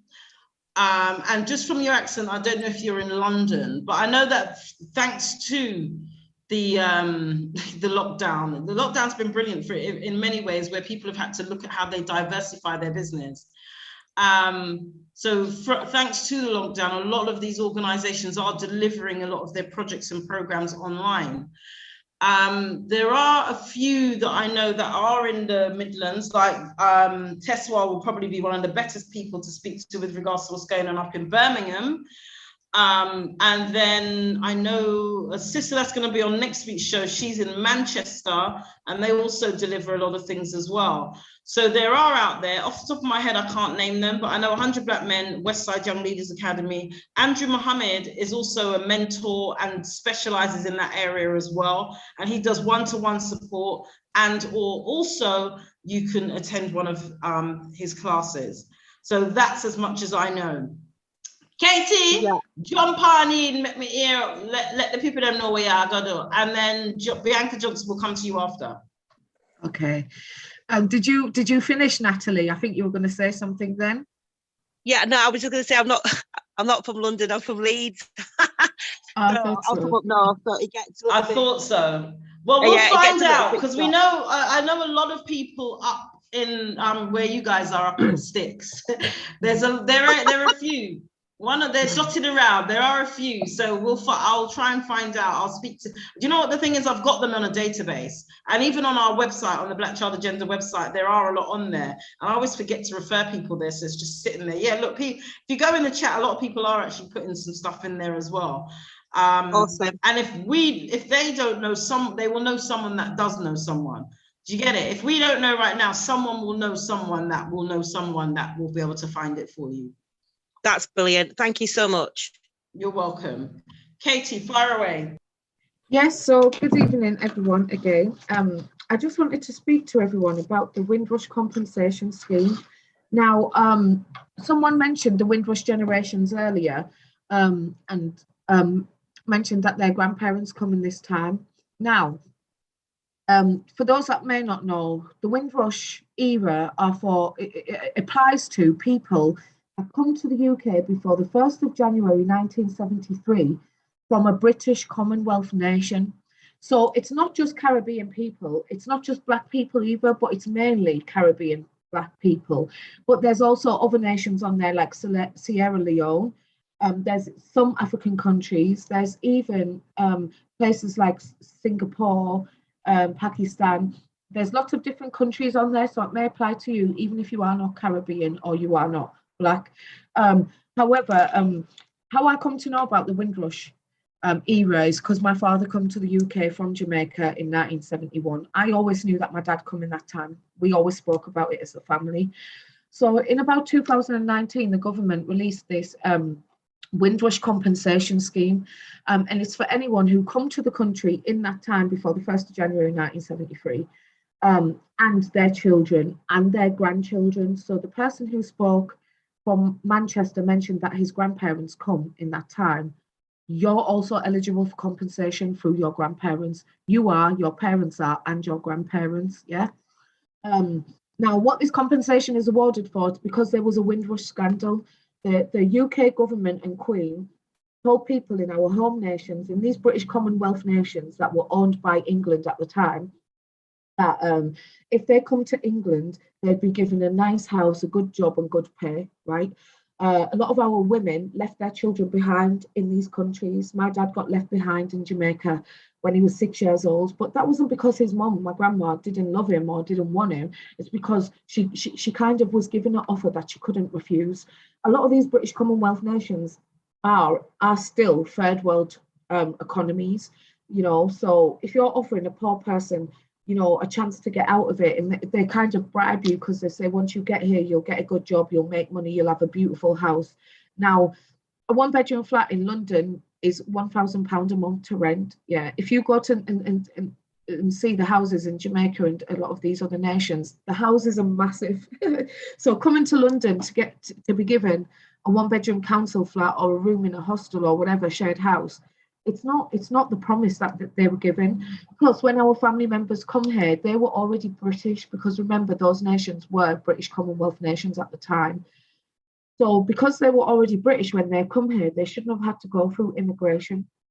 But if you look at a lot of the news reports on deportation, it's almost always Caribbean people, specifically Jamaican people, being deported.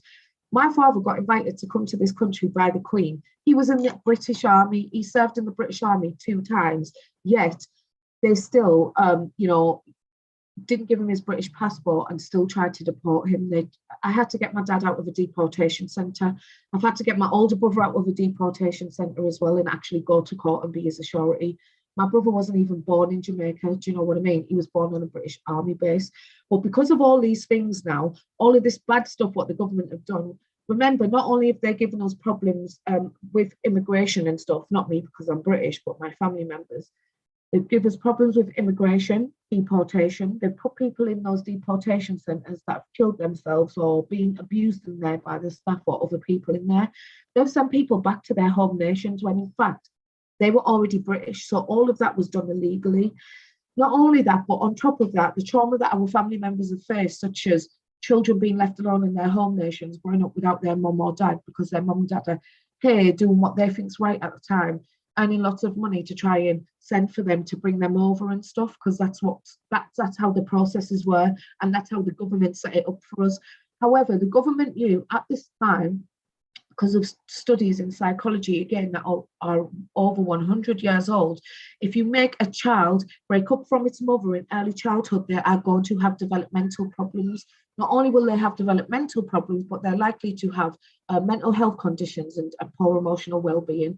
They've done it to us on purpose to cause us to be traumatized, but also so that we could come here and work for less than what they would pay the white British people, and so we could build up their country. And that's why Black people built up the NHS and stuff, you know. But then that's also why a white woman named Florence Nightingale got all the credit for the work that Black nurses done. We know that. So because of all these scandals, the government are giving us compensation right now. It's free to apply, and it's big money, big life-changing money. Okay, I know someone that come before the 1st of January 1973. They come in that period. Most people that come in those times, they're in their 50s and 60s now. I know people that have been given like £70,000, £76,000, you know, these type of things. So it is big money. Everybody is eligible. Almost everybody who is Black, even if you're mixed race like myself, you are likely to be eligible, because 9 times out of 10, our parents or grandparents come to the UK in that time, and because they were invited to come then. But what the compensation's also for, not just for the immigration and all of the bad stuff what they've done there, but because of the trauma that our parents, that the children of those times faced, and the mothers being separated from the children, although it was their decision, it caused trauma. So there's 2 elements, okay, immigration and deportation and any legal fees, and then separately the impact of this on our life. All right, now some of us, like elders I've spoke to in the community, they'll say to me, oh, I remember my dad, he went on holiday to Jamaica and they never let him come back. Or my dad or my mum went on holiday to Jamaica and they had to pay thousands and thousands and thousands of pounds just to get back, although they had the correct travel documents. The government done it to us on purpose. Now, so yes, so there's the immigration fees, and then separately there's the impact of trauma. Now, Sam, I can see you saying it happened to your mum. Now, yeah, they tried not to let her in. I bet she had to pay thousands of pounds for fees just to get in a country she already lived in, owned a house in, or rented a house in, had children in, and they refuse you entry. That's illegal. But because of the impact and the stress on that, she was a prison officer and it still happened to her exactly. So the impact of that financially, mentally, emotionally, and then also the impact on us as children. So because we've grown up with parents that have this trauma or still have attachment issues or separation issues or whatever, or PTSD from the trauma and stuff, it's been passed down to us in our parenting. And that's probably why some of us, like me, for example, may have gone into foster care because my dad couldn't parent me. His trauma probably affected my mum as well. She couldn't parent me, you know. So because of that, and especially like if both of your parents come from that era as well, then you can claim for both parents, even if your family members are deceased. So even if you say, oh, well, my mum was born in England, so was my dad, but my mum's mum was coming that time and she's died, you can still claim for her. So there's 3 different applications online. There's the it's called primary claimant for the people that are still alive that come before the 1st of January 1973. Then there's a second application called family member or close friend. So that's what someone like me would apply for, because my dad come in that period. I'm not a primary claimant, but I am a family member, you know. Or even if you were a close friend, for example, say if I happened to meet a woman at work or whatever and she lost her house and I helped her with housing at those times, I can prove all of that and still get compensation.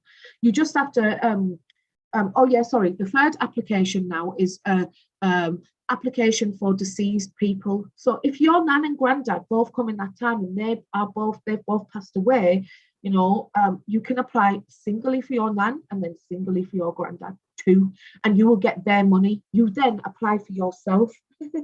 So trust me, there's a lot of money out there, and many of us scream reparations and all of this, but look, this is the first step and probably the only offer that England are ever going to give us as people that come from those times, as children that can be the direct descendants of the people from Jamaica and the Caribbean, which are the direct descendants of the enslaved Africans that got brought from the Caribbean.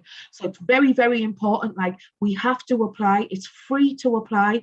Now, how do you apply?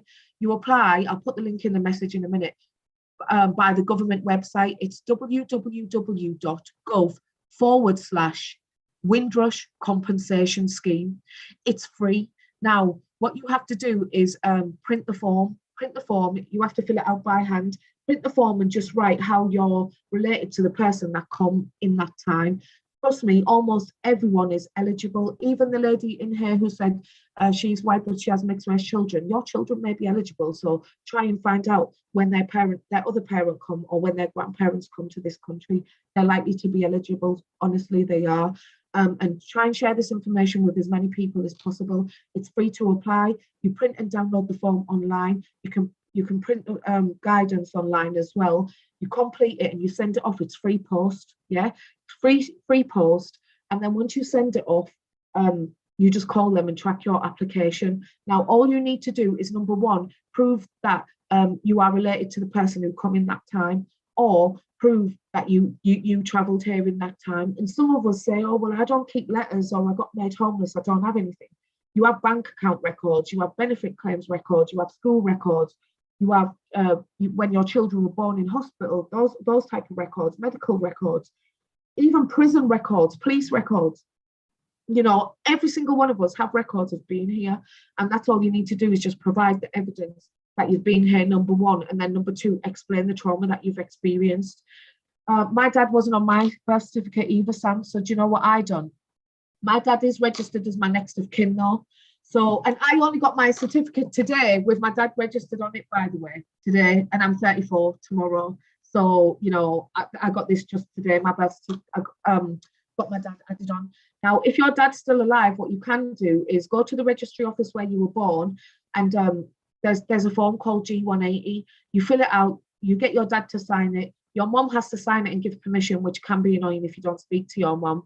But yeah, you can take that to there and get your dad put on the birth certificate. Or what you can do instead is just get him registered as your next of kin at your doctor's or whatever, and then 2 weeks later call them and get evidence that he's your next of kin. If your dad has passed away already, is there any other way that you can prove that he is your father? Is your mom still alive? You know, is there any other record? So it doesn't actually have to be a birth certificate. Was he ever your next of kin? Was you ever his next of kin? Did you ever support him in official appointments where they will have both your names on the document, for example? Is he ever being asked to pay, what's it called, when fathers have to pay that money through benefit system? CSA, yeah, sorry, I don't have kids. But yeah, has he ever had to pay CSA for you? Has he ever attended school meetings for you? There's always a record somewhere, somehow. Has he ever been an appropriate adult for you at the police station? You know what I mean? So there's always a way to prove it. Even still, ask your mom. Your mom may be able to prove that she was in a relationship with your father, and you may be able to use that as evidence to prove that he was your father. There's always a way to prove it. There must be at least one document with both your names on. Do you know what I mean? Or even has he ever took you to a doctor's appointment as a child? You know, those type of things. Doctors and social services and benefits, they have to keep records for 100 years. They're not allowed to destroy records for 100 years by law. So there's records of you somewhere, somehow.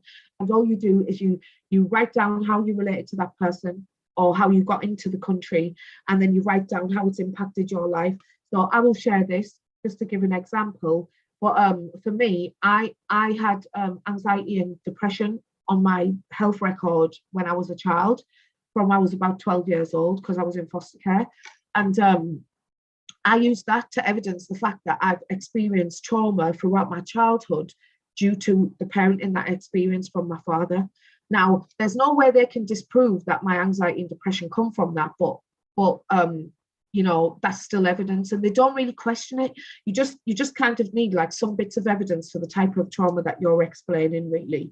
And that's it. It's so you apply for free, and once you apply, they receive your application. You call them, the number's for free as well, the call-in number. I'll put it in the chat in a second. You call them and track your application. They'll give you a reference number. The reference number they give you, you must keep that reference number. That reference number is what you're going to need to call them up all the time, or email them when they're saying, oh, can you send me your birth certificate, or can you send me your passport, or whatever. Yes, but look, it's very important. Even if you didn't really speak to that parent or that family member or whatever, claim the money, because probably one of the reasons why you never spoke to them is because they were traumatized, and the issues that they experienced caused them not to be able to parent us properly. You know, trust me, our elders have been through a lot. I've been helping people with these applications for some time, and I've learned that they've been through so much, you know, in their own families because of the Windrush thing, but also in wider society, coming to England, experiencing racism. and all of those things. So we have a duty to apply, even if we don't want to ourselves, for our ancestors. We have to do it. We've been through so much, like we have to do it. Yeah. Thank you. So Thank you, Katie. Yeah. No, that's really Thanks. useful. And see, go get your money. Go get your money. Yeah. Right, look, we've run out of time. Literally, it's 8:45. We've been online for nearly 3 hours. It's been a jam-packed day. We're back next week with, I can't remember, but you'll get the flyers. I'm glad that you guys have learned something or found out something different. Thank you to all my speakers. I know some of you have logged off, but for everybody, thank you very much for logging on. We'll see you next week with a different topic, different subject. Until then, take care, give care. I will see you all soon. Thanks.